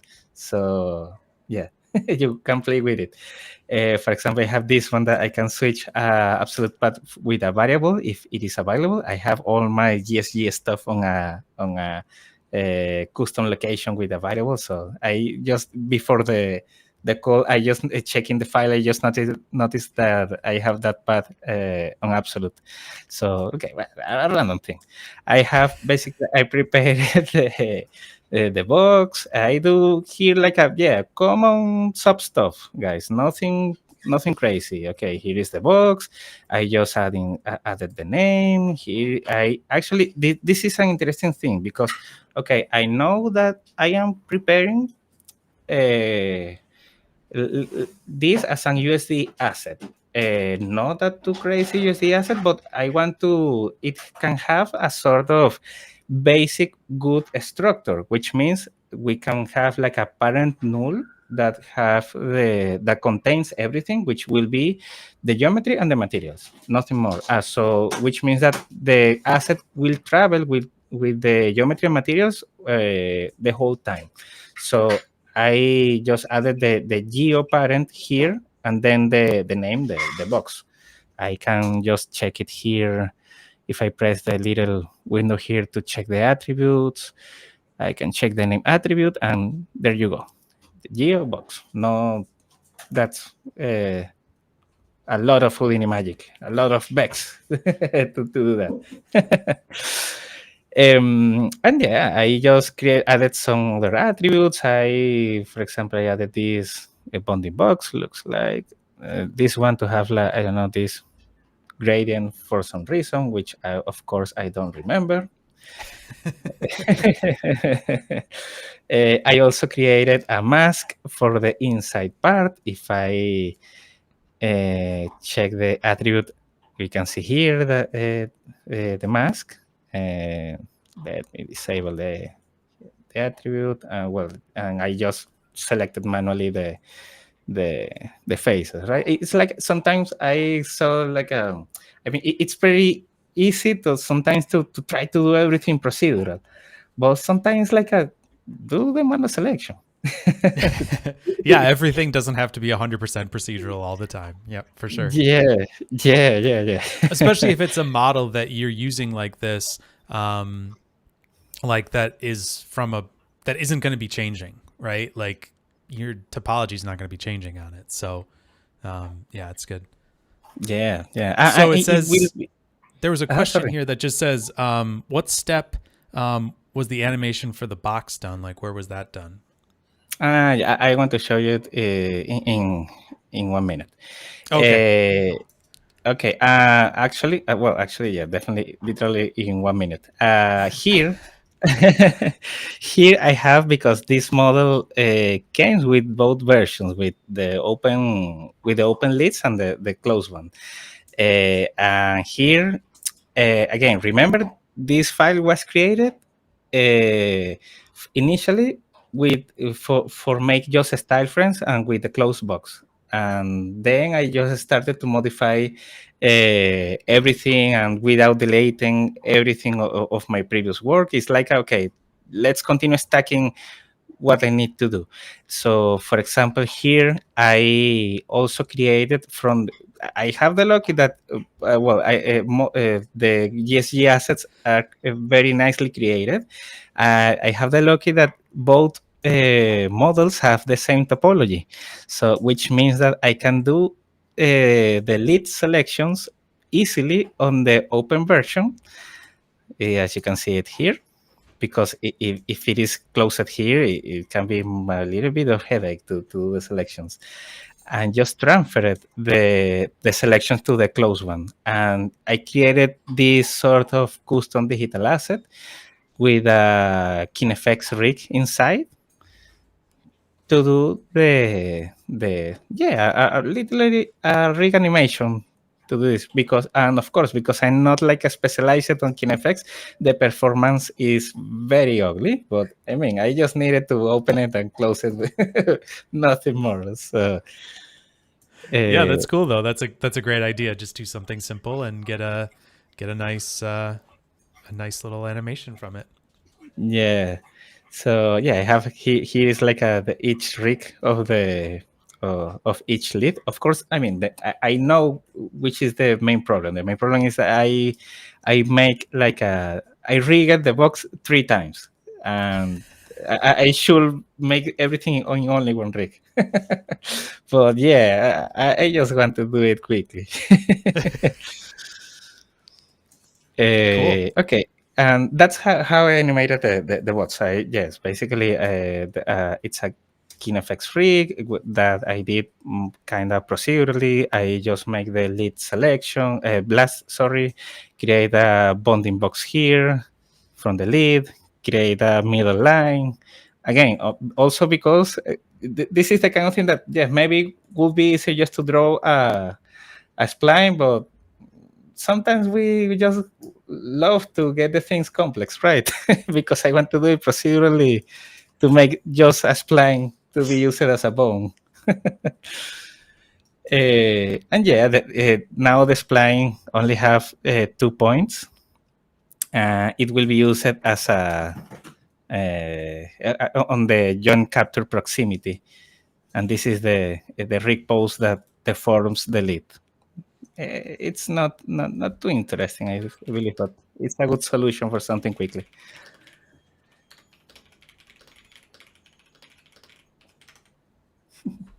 My dog want to appear on the live. That's awesome. No, I love it. My dog is crying in the background too, probably. So Yeah, it's like the smell when we are doing lives or recording. yeah, Every when you're time that doing I something. record, yeah, every time that I start to record something, she lives and comes to me. For me, it's my next door neighbor starts up the lawnmower every time I try to Uh, record during the daytime. So that's always uh, that's unfortunate. yeah, yeah. And also from this one, I believe that Houdini 20.5 was recently released, and I play it with some cops usage for this. For example, I created the texture from for the box here directly in using cops. I just uh, sorry. No, it's okay. Uh, It's great. um, okay, I just loaded the logos. For example, this one or this one. I think that the UV was flipped and I was very lazy to flip the UV, so I just flipped the texture. So There you go. what can I say? What can No, I say? if it gets the job done, it gets the job done, right? Yeah. So yeah, I basically created the unwrapped texture here very easily, and it was very powerful just to see in real time how the texture is working. The same thing, I used the same technique to create some masking to be used as a custom AUV, for example, just to add, I believe, some metalness or a different roughness value to this section of the label, and also created a normal map from the same label design. I believe I have it. I have it on 4K. Yeah, and take a little bit of time, but there you go. So for me, this was very very interesting because I can just generate all the textures in Houdini very easily from this using the same data. Yeah. That's awesome. So that was one of your like earlier tests with that after it came out, basically. Yeah, yeah. Cool. That's awesome. Okay, so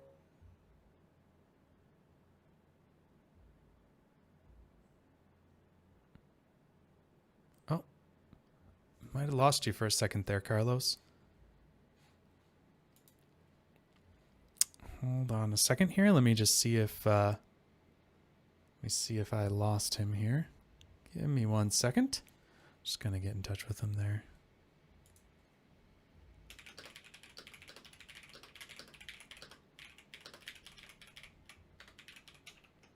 Yeah, you still got me, right? So that's cool. Looks like I still have connection to him.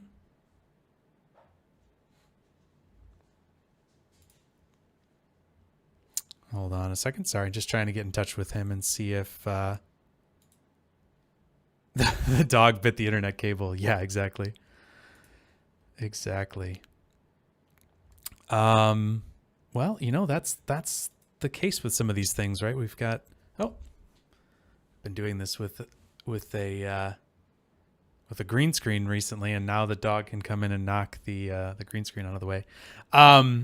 Yeah, let me see if I can get in touch with him. I mean, might have lost his internet, so that could be that possibly.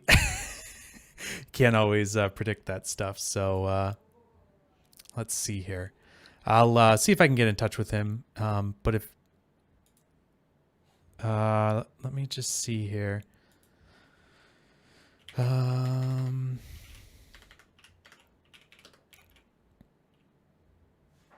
I'll try to keep an eye on this if he comes back. I can see his stuff here.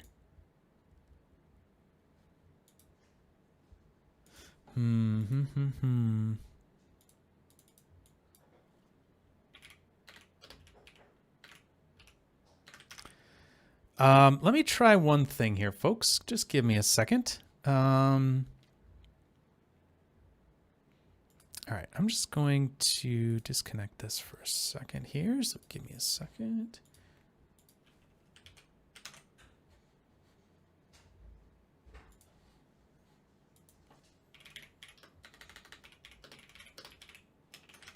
We'll try to resync the connection here and see if we can't get Carlos back. So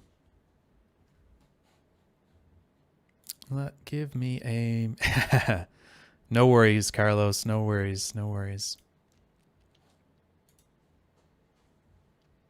We'll see if we can get him back in here. I think I had a problem like internet connection problem with I think we did one of these with Mark Fancher a long time ago, and we had internet connection issues. And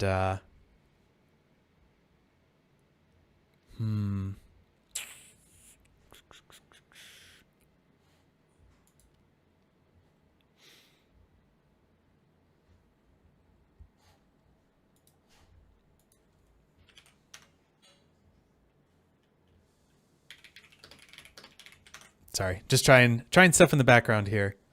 So hopefully we'll get this reconnected here. Sorry, I've lost the chat for a second here. Sometimes internet not interneting. Yeah, exactly. The internet does like, hey, okay, hold on. Here we go. We got something. Okay. All right. Hello. Yes. Yeah, the live stream magic. Can you reconnect your screen as well, and then we'll be good to go here. Best part, man. I missed it. I told you like the best secrets. You told me like the secrets of the universe and everything. Yeah. Shoot. All right, here we go. Okay, let me get you back here, and let's see if this will work here. There we go.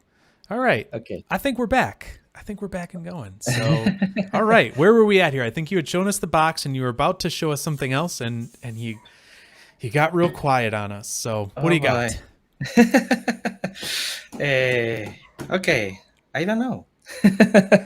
I think, okay, maybe let me try to recap into this point. I was just showing you that here you will see that how the hierarchy was built.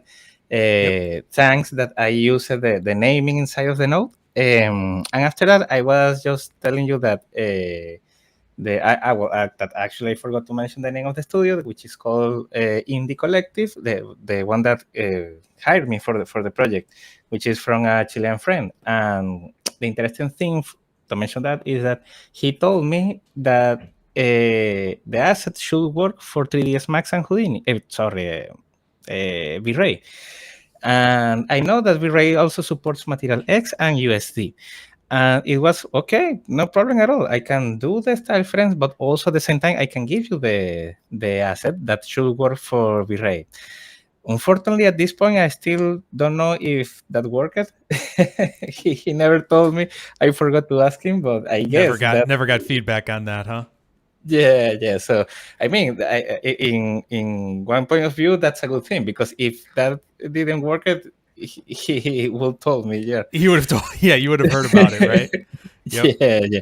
So okay, that's like a one interesting thing. For example, at this point, we can consider that the asset is ready. Basically, I did the look development with Redshift as a main render engine. I do everything that you already know. I created the material on a material library. I loaded my texture that I created using COPS. And assign it, right? And at the same time, I created a Material X version with the exactly same thing, using the same structure, the same texture, the same stuff. Of course, Redshift still doesn't have full support for Material X, so that's why I split the work. So. Right. Basically, to the exports were converted into export main version and a main version for Material X. Well, which actually won't be the main version, but additional version for Material X. And I also, the other difference that I also added a scale compensation of 1 unit, because, there are some tools that has different units, Cinema 4D, Maya, and again, I think that 3ds Max has this 100 units difference. So I just do like this extra edit on that. I want to show you something interesting because I used the layering workflow for this. I organized my asset. I defined a one USD path for the geometry, and I also created a configure layer to generate an USD and separated USD file that will contain the Redshift materials, and another one for the, well, actually this one should say material X, but it say Redshift. Let's change it very quickly. Um, and the final export of the asset is on USDA. And why is that? And this is what I was referring, that definitely this is like the kind of manual version of now can be achieved with the new shot manager. So for example, let me actually these are the style frames that I exported from this with some different lighting proposals and those things. Here is the USD file. Here is what it is exported. And for example, if I open this as a text, let me drag and drop this USDA very quickly. I can see that, well, the difference, I don't know, in case that someone doesn't know, the difference between the format USD, well, actually they are three, but there is an USD, USDA, and USDC. The USD most of the times are a compiled version, which is the same thing as USDC, but the USDA is an ASCII version, which means it's a readable text, which is what we are looking here. And actually, let me do some in here. Most of the things will be saved as USD, not too much stuff USDA. But the interesting thing is that this is my main USD asset, right? And I can see that the reference that it is loading the Geo bottle version 2, which is located here on the folder, the same folder. I just copied this. I make this copy today, so I guess that the working the version of the project has the version 1. But which means that, for example, let's say if I want to use the version 1, I can just manually edit the USD file and save it, and then it will load the version 1. This is actually what is happening behind all the shot manager and those kind of operations. So it's like we have the control here to change stuff, some stuff manually if we need it. Of course, if you want to go try hard, you can do this also with Python. But yeah, for this kind of like a very specific things, you can just switch the version of your USD files directly with a text editor. We have a few occasions where we have to do this in one project. You know, the typical case where, do you remember the version that we saw 2 weeks ago? So Yep. yeah. Yeah, you got to try to go and think about, wait, what version was that? And you got to look through all your files and stuff like that. Yeah. Mm-hmm. Yeah. It is interesting because, yeah, definitely it's like if you have a combination of being stubborn and time and doing some research by your own. It's like you can build a solid workflow around Solaris to prevent most of those cases. For example, I believe I have this one. For example, I have this custom node that it just needs to be added before a USD ROP. And the only thing that it does is write some heap related data into the USD layer. So it's like, okay, guys, which heap file we use it to create this USD? So because again, we are doing a lot of hip files, a lot of versions on each hip file, and yeah, we need to go back to specifically this version. Okay, which hip file we use for that? We have That's clever. Yeah, that's really cool. So you're just adding some metadata then that is describing what specific hip file was writing that out. That's cool. yeah, yeah. I think that we can see it here on the spec layers. Mhm. Okay, yeah, you can see it here. There you go. The custom layer data, the heap directory, the heap file, the heap name, and the heap time. I don't know because we are tryhard or something. Yeah, no, that's cool though. That's a really interesting thing to be able to do. Yeah, that's pretty neat. And it's a cool way to be able to know that that's going to be saved in your actual output file, right, alongside of it, and you're never going to have to wonder what specific thing you used for that. So that's very clever. What were you using there to write that information inside of there? What's Simple configure layer node. Yeah. just a configure layer node and using that Yeah. to add some custom data, and that's just using environment, like just environment The variables in variable. there. Yeah. The common variables that we use Yeah, hip name the and whole stuff. Yeah, time. Heap name. Yeah, exactly. It's like yeah, this one here and heap name, and that's it. But it is already wrapped. Yeah. yeah. You've done it already there. Yeah, that's cool. Yeah. That's very clever. Very good. And well, basically that's how we prepare the assets. It's like I applied the same thing for the bottle look development, and when we are developing some assets, it's like even that I export this as an individual asset. I add some lights, the lights that I show you on the style frames. I add some lights to see, okay, how the materials are behaving, if they are looking good or not, and so on. It's not like exporting on a blind way. Yeah, here for the bottle, you will see that it is the same structure. Here I have the material X related nodes and the Redshift related nodes, the main export and the material X export. Maybe I can show you. Well, this is something interesting to show you actually. You can see here that I have two different subcreate nodes, V1 and V2.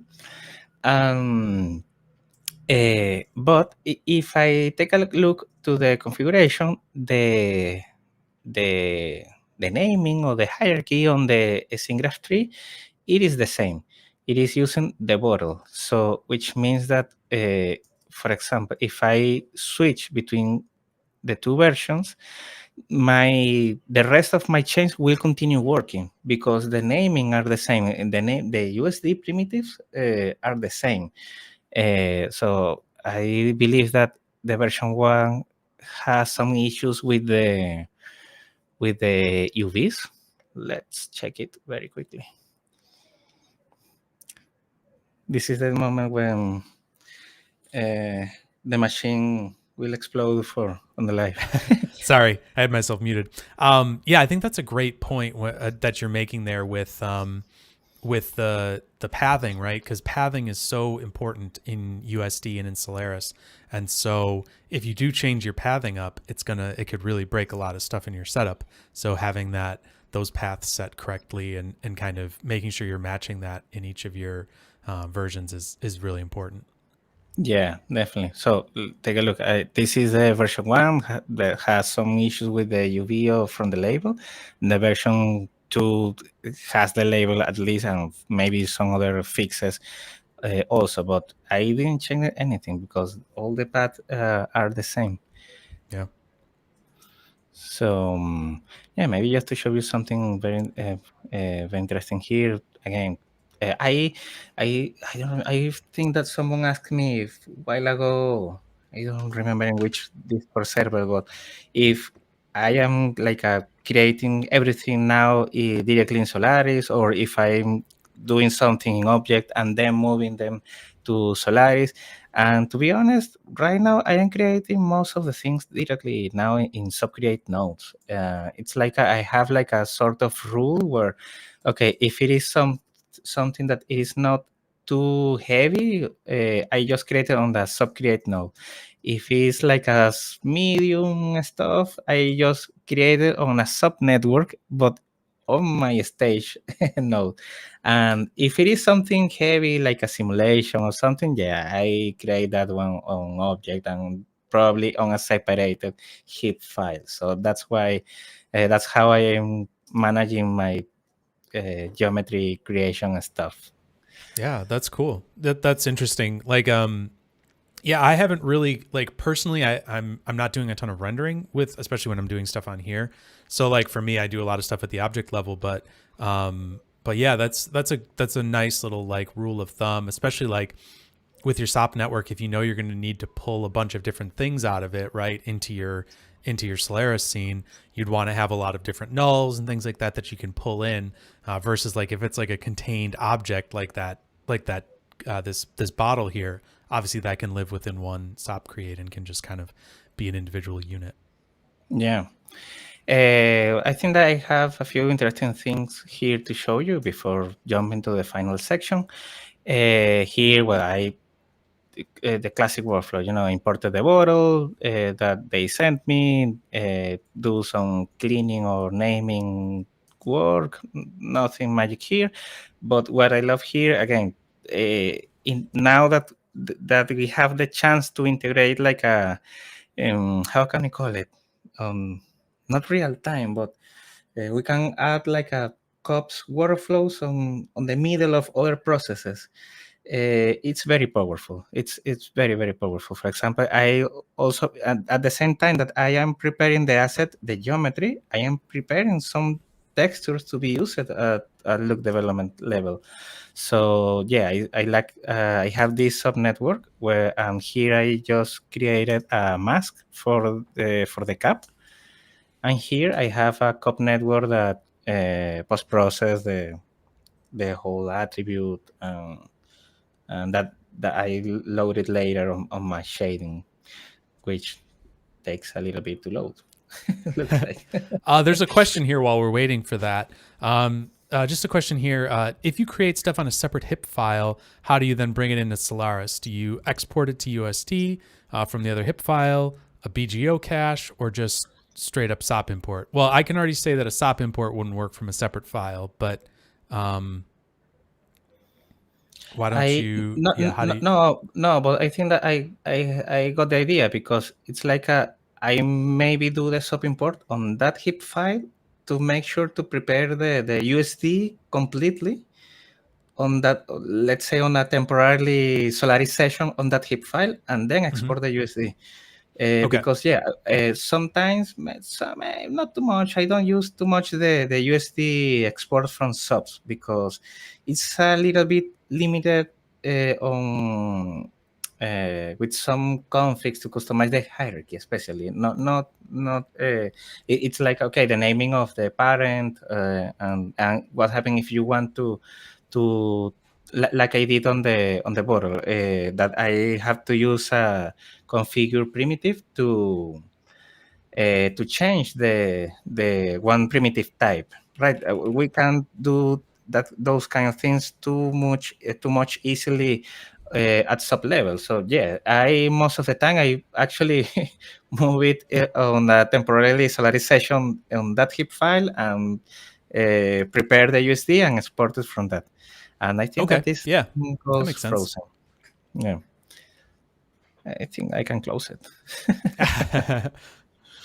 There is a new thing here. I'll just go back to this for you so you can figure that out real quick. There is a new node that can do that. Let's see. What is it called? I can't remember. I think that I saw it on the trailer. Configure something, maybe. I don't know. Yes, I think this is what it is. It's USD configure prims from points. It's a long one, but it will yeah, it can add attributes onto points in your scene, and it will yeah, it basically has some like hierarchy stuff that you can do. There was a really cool video that I saw about that a couple years ago or whatever, where he was doing hierarchy stuff with it. But yeah, so that was something that that they did, or that someone mentioned, and now there's a node for setting up all that stuff. All right, do you want me to send it back over to you? Are you? Oh, you're still mostly. Okay, no, it's okay. I just let's forget that file for now, and let's jump into the final okay. section. Yeah, no problem. Here, let me pass it back over to you. Yeah. I mean, I think that at this point you got the idea. It's very powerful when you combine. I lost my camera. I think it ran out of battery. Oh, give me 1 second. I was like, oh no, we still have you though. I am talking a lot. I just dry. Oh, cool. We get a different camera. Nice. A different look. Different look at the. Yeah. Well, the other one was better. Well, it's okay. No, it's fine. No worries. No worries at all. It's great. All right. Yeah. What do you got here? We've got some Solaris stuff, it looks like here. Yes. Well, just to finish like the previous point, the thing was like, again, as a solo artist or if you are on a small team, it's very powerful, including that you have a lot of flexibility. You need to practice this a lot. Now that we have the possibility to do some COPS stuff on the middle of other things, definitely it's very powerful, especially talking about this. If you are preparing your geometries, now you can also prepare some textures to be used directly on the same network to look development. So, okay, this is now the heap file that it is in charge of build the style frames and the rendering. I know that we are running out of time, I think. I will do my best to be fast as possible. Yeah, that's great. No worries. Okay, I've got good. nowhere to go, so I'm good. So okay. Well, me neither. So looks like we're going to have a marathon. Okay, guys. So this is basically how the production scenes looks that I use it for the project. Let me maybe show you, like again, as I did previously, the result from this of what we are going to see. Again, remember the progress for this. The first objective was to create the asset. After that was to create the style frames, and after that, they send me the mission. I don't know, to do the animation. So these are the style frames. The original idea was to see how the product was can be looking on a different lighting mood. This one was on a more warm environment, sort of, and this one on a more cold environment. And what happened? That they like it both. And for the animation, they like it pass from the warm environment for the cold one, which wasn't on the original plan. So that was interesting. You're still here, right, Peter? Now I got traumatized if I just talk without seeing you. Hello?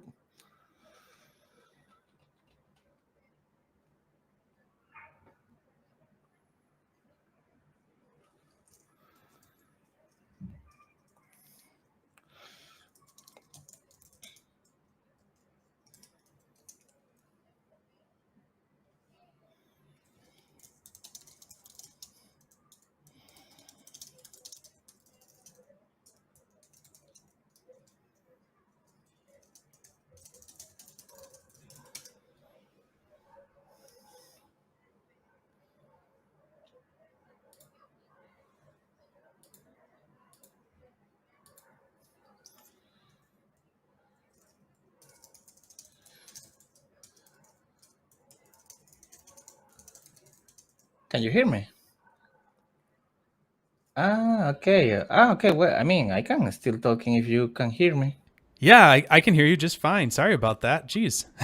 Man, I always thought that I got traumatized by before. Sorry, I Let just stepped me. away for a second. I had to step away. Okay. No, well, no problem, Julie. Okay. Okay, I lost the point. Okay, they just. Okay. Sorry. I was telling you that they wanted to do both lighting in the end, which was not part of the original plan. It's like they want to look how the product looks on a cold environment and on a warm environment. That was like the original idea, and after that, like a typical case client, they wanted both. So okay, how can we do that? How can I do that easily without too much headache? And this is like this was one of the initial previews. I like it. I like more this version because has some cut scenes, but they didn't like it that. And also they wanted to do everything on a single shot, which I hate. I hate the single shots, the single camera shots. And So this is so the they final basically version. just like a typical client. They're just like, well, we want everything that you don't want, basically, right? Exactly. You know how it is. And this is the final version. This is already with compositing and all the stuff, but there is something interesting that you can take a look here. The final version is a square version with a lot of air, and of course, this is because they are going. They are going. No, they use this for different socials, right? With all the aspects, and Solaris help us a lot. Can help us a lot with this kind of new client deliverables. So okay, so let's check the networks about this. And now we basically I load everything that I already show you from the other file. Again, it's like I load everything that is already baked. I created here the floor. It's a cube. I mean, no, nothing too crazy. Uh, and I did an instancer to the cube. Again, it's very random. Sometimes I use the instancing directly in subs, and other times in instancer. It's like depending on the day, you know. What you're feeling? Yep.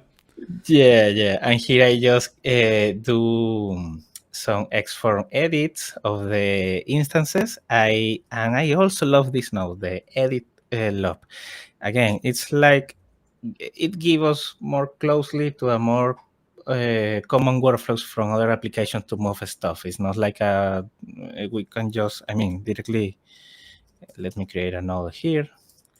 If I select by leaf primitive, I can just start moving things around directly in Viewport. Oh, that's what I want, why I believe, because they didn't want to move. Maybe I think that they have to be the selection in component. Oh yeah, it would have to probably be component. It's still selecting the mesh. Interesting. Maybe let's delete that one. Component. Yeah. Okay, yeah, There now you go. it's Yep. work. So yeah, this is very fast to do your layout work, you know. So Yep. sometimes work do the same with subnodes can get a lot of time. So again, after the edit, I just created some other edit to do. Again, this is the Stifler network. Basically, I just positioning everything to do the steel. This is the background. Okay, I added a camera. I added a background and I added some lighting. Let me enable lights just to see it here in Viewport.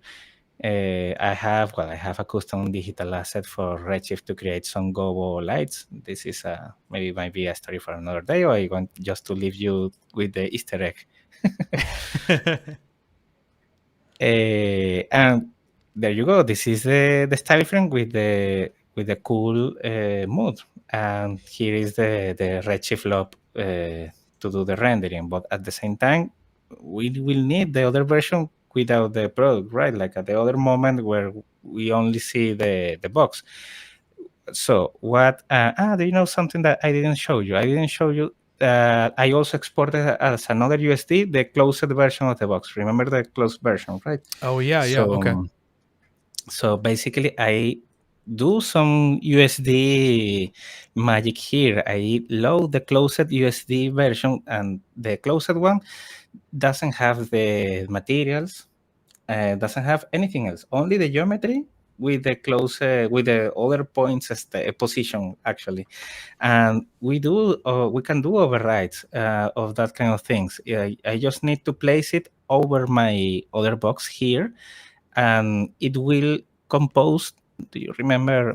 Let's go back a little bit to the this to this graph. The opinion over the layers. It's like we are having as a below as initial opinion the open box, and we put the same box but with the closed version above it. Um, and then it will update only the points, but the rest of the properties, like the materials, the relationships, and so on, will remain. So that's another very interesting and powerful thing. So it's like I loaded the closed version. I just reset the position, rotation, the PSR from the box, and disable the bottle, and also do a little bit of rotation to have it on framing. Looks like I also change a little bit the camera angle.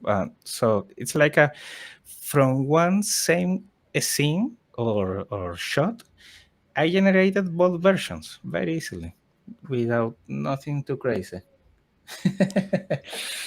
Yeah, so I think that's a really important point, like that when you're layering things on top of each other, right? Whether it's a reference, whether it's anything like that, any USD file is a layer, right?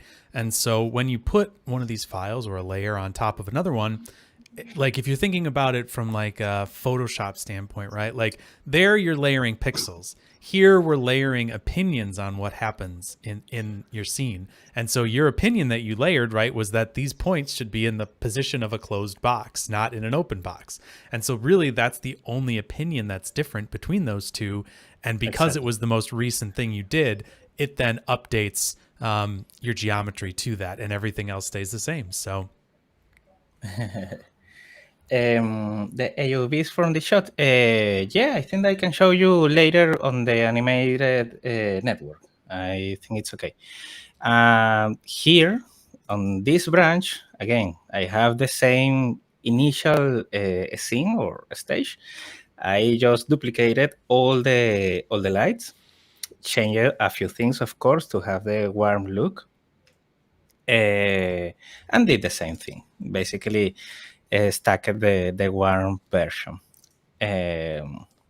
So those are the style frames. Then let's see how the same thing evolved on the first animation.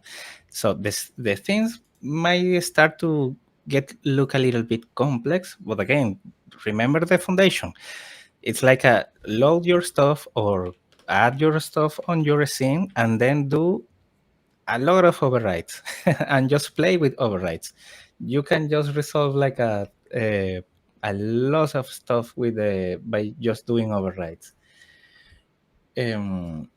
So, for example, again, this is you will see some repeated steps because again, this will be like okay, now I'm going to do this. Okay, now I'm going to do this, and just leaving the previous stuff behind as a backup, just because I knew that I'm going to show you this sometime.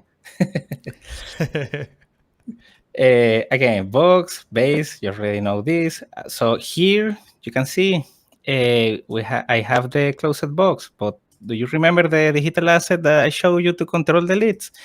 I load just the digital asset here, and I promoted the controls from my digital asset here at lob level just to do the keyframing here and see everything in context. So those are the kind of things that you can play with it, combining everything. This is a workflow that can be very similar, like If you have to do character stuff, for example, if you want to do some rigging, you can do some sub modify and do the character animation or reposition or whatever in subs and promote some controls if you need it. What else? What else? Well, some render engine preparations and some package animation. I have this. Well, remember that my performance of my super digital asset wasn't the best, so I have to make my first cache here just to move the camera quickly. So basically, I have here the three shots. The shots. First the box, then the box with the product, and then the product floating. I did some faking the depth of the movement by just moving the entire stage below. And here I have the lighting. I have the same nodes that I have before on the style frame. That they might be look like a lot of nodes, but they are the same. And I'm just adding here with a merge node. Why with a merge instead of chaining it like this? Because I started to work more efficiently. I started to work more cleaning because I was looking like the whole picture that I was starting to have.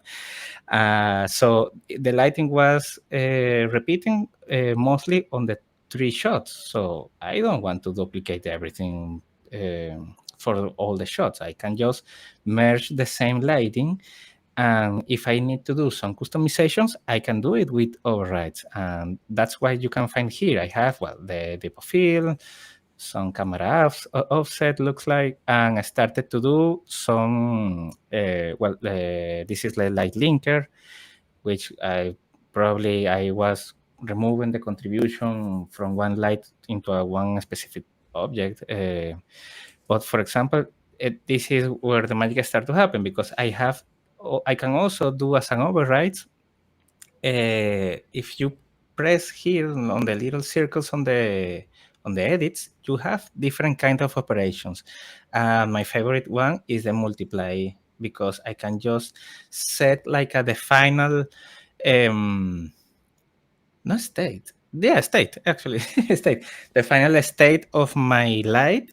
If I want to control the dim the light or bring more exposure into the scene, I just need to use the multiply of the value without needing to change the original one. And most of the time it's more, for me at least, I prefer to animate between 0 to 1 instead of 0 to 0.456, whatever. Right. It's the intensity that I left in the light. Yeah, exactly. It's a more reasonable value to kind of animate in and out of rather than tiny little decimal points or whatever. Yeah. Yeah. So those of these nodes are basically the same because it is animating the light on the scene, and this is one. I don't know if the word might be underrated, but I don't see too much people playing with the blend loop. It is a fun one because, as you might suspect by the name, it blends two different stages from the scene. But the power of this is that, again, remember, if you organize your stage correctly with the correct path and so on, you can blend between different two stages. So do you remember that I have the warm and the cool version, which means that if I name everything, all the lights like with the same name, I can just animate the both things without headache with just one slider. That's amazing. Yeah, that's a really cool. I have to say I haven't really done that before, and I think that's a really clever way, especially with something like color and lighting, changing throughout your scene. If you have kind of two different points that you want to go between, it makes a lot of sense to do that. That's really cool. Yeah. So look at this. And on the second shot, I actually did the merge or the blend between the two whole setup of lights, and after that the same thing, just pure overrides modifying. Well, looks like this one has a little transform animation, but most of them are just the intensity to control to reduce the dim of the light and so on. And yeah, after that, they just prefer to have everything on a single shot. So how I can combine everything? Again, same thing, different version. You already know the base, the boxes, the leads animation, and that thing. This is another thing that I love about Solaris. Maybe it might be me because I am not like a specialized on keyframing animation, like a character and those kind of things. I am more like a well, my probably I have more strong or art direction and look development capabilities rather than keyframing animations. But I love to split some animations like a sort of different tracks. So, for example, here, like because now everything is combined, and again, I hate to have very long shots that which happen a lot of stuff. I love that in Solaris I can split even animations from the same thing. For example, these two X forms are in charge to animate the shot one, right, where only the box start to levitate, and the shot two is where the bottle lift. So I even still animating the box here, but this is like an additional layer animation, keyframing animation. I mean, this is something that we can also do in SOPs with to transform. But again, we are on a stage level of saying everything with materials and lights. So it's like here now I just only focusing on shot two. And for me, it helps a lot when I have to deal with a lot of keyframes, a lot of moments, which again, I hate. Here you will see that I have the same two pillars of lights, and now they are reduced by they are only included into the scene with only one blend loop, nothing more. I didn't have to change anything else. Again, they have to be named in the same way. If I check here, I select this and this, they are the same. So they have to match, because if not, they doesn't know that the blend node won't know how we can blend the data from the same primitives. So after this, again, they are only a lot of overrides with different intensity multiplications, more blend nodes. I believe that this is an edit, but not only for the intensity, but also for the transformation. And maybe this is okay. This light, the big one here, is moving a little bit, and because the movement is not like a very specific, is very subtle, and it can be a linear blend. So I don't need to create like a custom keyframes to create to do like a more polished curves on the animation. No, I can just do a linear interpolation between both states with no problem. And yeah, again, all of those nodes are edits, and more edits, and more edits. This is a custom node, another custom node of mine, which is a black flag to create a sort of custom shadows on the shots. It is this one, I believe, this rectangle here. And then it is ready. It is ready to be rendered. I do my rendering process with another custom node that automatically export my scene for deadline using Redshift. So I export the Redshift proxies, and I render everything with Redshift standalone. I don't render it with Redshift with inside of Houdini, because I have a render node. I don't have more Houdini licenses. So it is better that everything is already baked as a Redshift proxy, and it can be rendered using the standalone tools. So it's okay. And also, well, for example, you can see here, I have my render settings here floating on the network, because I have here one specific render setting for the low quality previews, and another one for the final rendering. And I believe, let me go to the camera 1 second. I don't know if this wasn't the final version, but remember that the final render was on a square aspect. So for example, I most of the time do that by just creating an override of the camera, of course, before the render that will export this, before the node that will export this for rendering. And I just change the aspect ratio here. Let me jump back into the camera. And sometimes I just only need to update the overscan to keep the same proportion that I have from my render. So, no, of course, I have another version which was longer. So here is the final version. So the AOVs, you asked about the AOVs. Okay, I added here. Again, same thing. This is actually mostly a mirror from the previous version. I created here a cache. I also did some overrides from the materials. And also I prepared my stuff for rendering. I created some render geometry settings. I assigned some object IDs. And this still was the preview. Also because the resolution from this one, if I remember correctly, was 3K or 4K. I don't remember.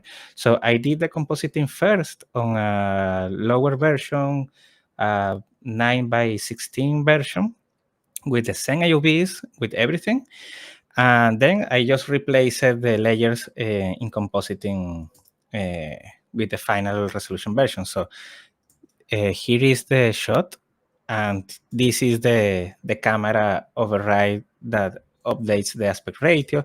And of course, again, this is the powerful thing about Solaris. So a few lights wasn't looking good on the whole 101. So I also have to update some lighting stuff for the final render, like on the final position. And yeah, well, I have a few AOVs here. I can show you just to start to wrapping up. I can just load it on Fusion because probably Redshift won't load. There was a couple questions here, Carlos, if you don't mind. Sorry. Okay. So while animating the bottle in LOPS, was the motion blur set up under the render geometry settings node, or did you use a different method for doing your motion blur setup? Okay. Basically, the motion blur might be a myth at the beginning in Solaris, but it's like it's very simple once you understand it. It's like and it's how the render engines work. Actually, the motion blurs can be by transformation or by velocity blur, and the velocity blur are for those cases when we have like a pop simulation, a balloon simulation, and we have the velocity attribute. But if I doing some where is it? Okay. Some transform animation here, and not a deformation. Deformation, remember, it is when we move the points from a geometry. Okay, if we do the animation here, we don't need to add the geometry render settings to enable the velocity blur, because our motion blur will be transformation, no deformation. There is a motion blur loop, but what it does, internally it is a cache loop. It has some extra features, but it is only doing a cache of your USD. If you want to see the transformation motion blur on your scene, it is the same thing to add a file cache. So if you add a file cache, you will get the transformation motion blur. If you are doing deformation, you need to enable the velocity blur. It's like that's the the simple rule of thumb in the end. Yeah. And it's so what's happening actually is that any of those methods are adding these time samples to your scene, Exactly. to your stage, and that's what allows it to be able to know where the transformation is coming from and to, and then it knows that. So yeah. Exactly. For example, I mean, the time samples, it's an interesting topic about around USD. But for example, yeah, if I, let's make this like a 12 frames and open the layers, I can see here, I am animating the rotation, right? But I can see here this is of course like inspecting the technical side of what is happening under the hood on the USD stage. I can see there is not the all information that this primitive contains animation. In this case, I animated the rotation, right? And the time samples are represented with the frame number. So this little one here represents the frame 1. And of course, if I close this and go to frame 6 and open again my layers, I can see here on frame 6, it has this value.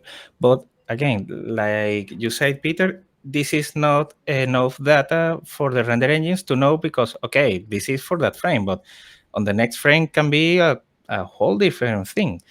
So if I just drop a cache node, and load it,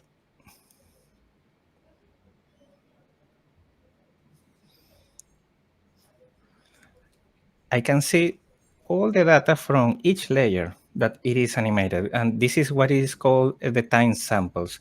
And well, now in Houdini 21, I know that we have a new, better method to inspect the time samples on the scene graph details.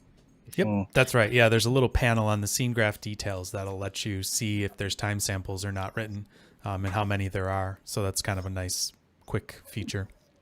Yeah, well, for example, I have the scene graph details Yeah, here hidden right there. on my. It is pretty useful to also debug information for your primitive. You can also make edits from this directly. For example, if I select the size and press Shift and Enter, which will be the same like right click, it will create these edit properties, and I can do an override from my size, and you can see how it is updating here on the data from my primitive. Okay, the UVs. Let's check the UVs. And you were lucky because not all the time I generate the UVs. Honestly, it depends on the budget, on the project budget. Sure. Okay.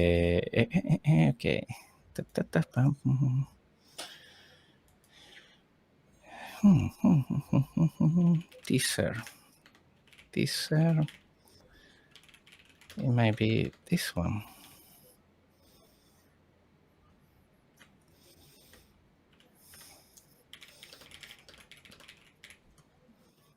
Okay, there you go.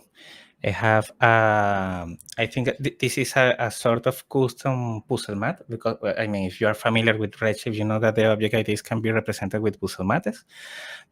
This one is a sort of custom puzzle mat, just to split, I guess. Again, don't remember I remember let me find the beauty. Okay, because I want to have a mask from this red part of the label separated from the blue one.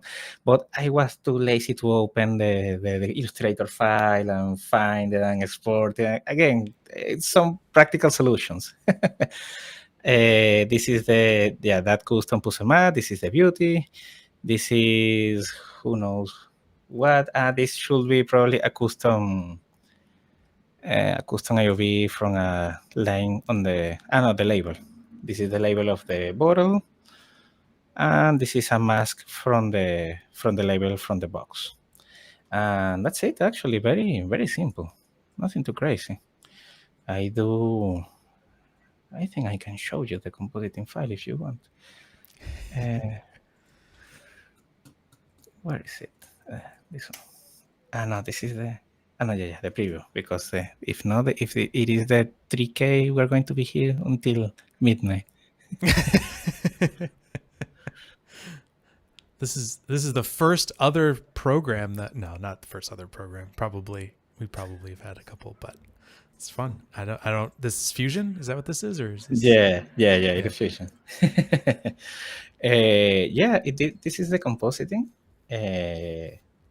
Don't pay attention to this. I was going to add some extra layers from 3D. Also using the 3D from Fusion, but I didn't add it in the end. Here I took the mask from the box, doing some color correction. Of course, I do all the compositing with Aces CG. Again, and you can see here the box, my custom puzzle mat. I split the label, this one, so I have the control of the blue part and the red section. So I have this. I have this cryptomat with who knows why, because it is black. Maybe it's from maybe from the line from this section. Yeah, the line from this. Everything has a sense. There's a reason. There's a reason, Yeah, right? yeah. It's just hard to remember what the reason is always. Yeah. This is the cryptomat for the label. I do some glow here, which is added. Also auto mapping using the Corona highlight compression, some a chromatic aberration, and then I do the coloring section in Aces CCT, which not everyone knows about that part of the world of Aces, which can be a whole other conversation for another day. But let me switch here to Aces CCT. Okay, now it looks the same, but we are on Aces CCT. If I disable the view transform, it is looking here with this logarithmic curve, which is more commonly used on cameras, on films, right? Here I added some color curves, some hue curves, more contrast. I do like a custom contrast here with some masking by luminance. Looks like something else for the box. And then I switch it from CCT to sRGB. And yeah, this is like the final look with a final step of one final tone mapping. And then I exported some mask also for these guys on the studio. Yeah, that's it. That's the whole magic. That's awesome. That's really neat to see. No, it's great to see, what you're doing to it too afterwards, because it's a nice looking ad too. It looks great. It's got a really nice style. Mm-hmm. Thank you. Yeah, for sure. Yeah, guys, I think that's everything from my side. Yeah, that's awesome. Yeah, I really appreciate going into to talk about all of that stuff. Talk about the AOVs and all the rendering stuff. It's awesome. Very cool. I think there was one question. They were asking, somebody was asking about saving. They were asking about the rendering without an additional license, I think, that you mentioned or something. I'm not a Redshift user, so I missed that. But yeah, do you have any information on that? Yeah, I know. Without an additional license from Houdini, because you will still need the Redshift license, but because Houdini, but now, I learned about this recently, that with the indie license of Houdini, you can have access to one high-tone license, which is basically Houdini command line. Mm-hmm. The thing is that without needing an extra Houdini license, you can render it using your Redshift standalone license.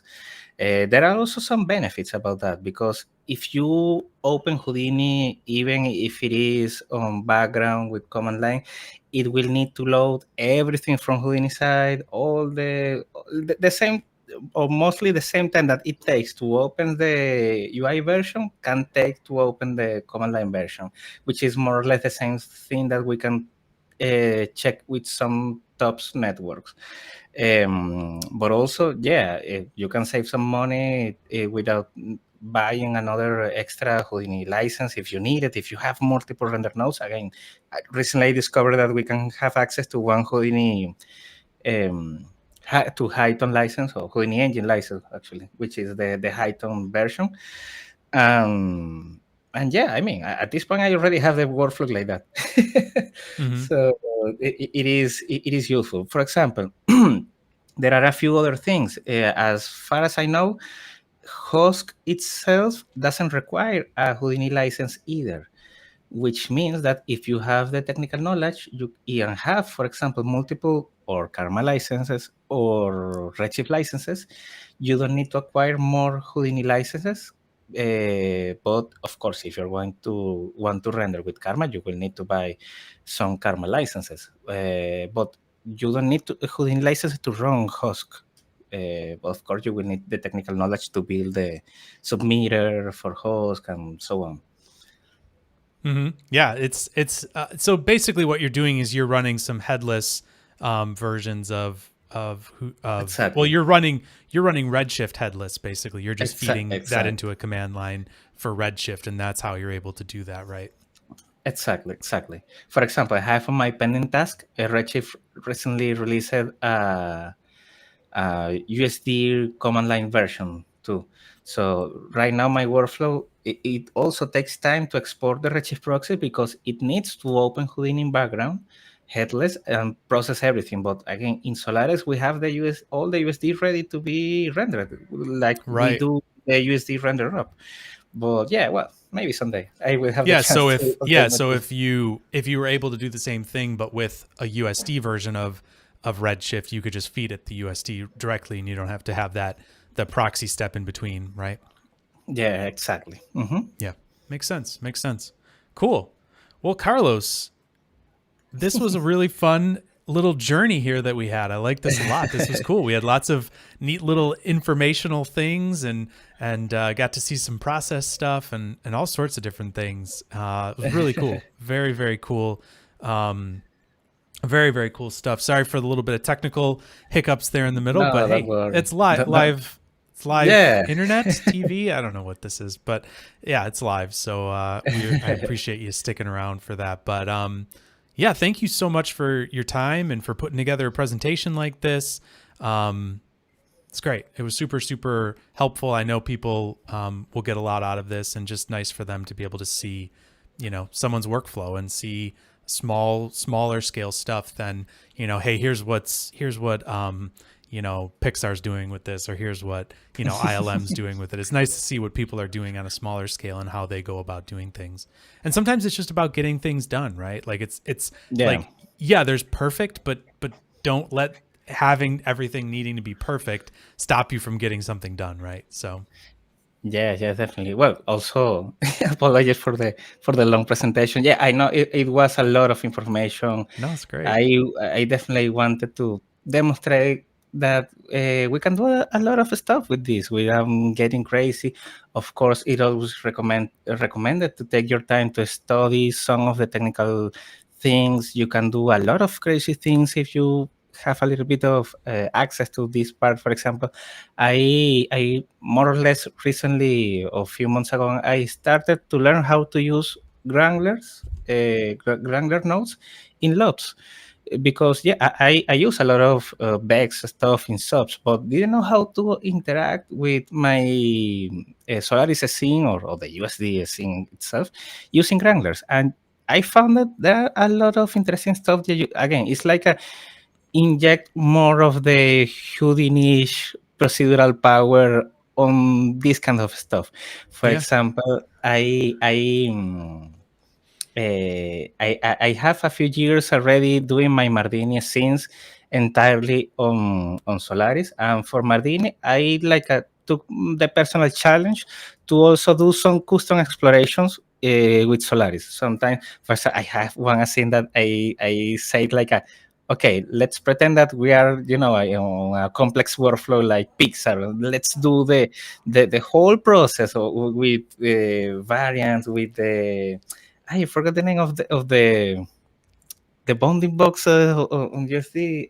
Oh, like payloads and things like The that? Like doing payloads, payloading? the Yeah, yeah. payload, the payloads, everything, and it was okay. Never more. Yeah, I have one other interesting. That one is a more interesting thing, which is more Houdini, which it's like it has a material changing in real time, but depending using like an attribute transfer in SOPs.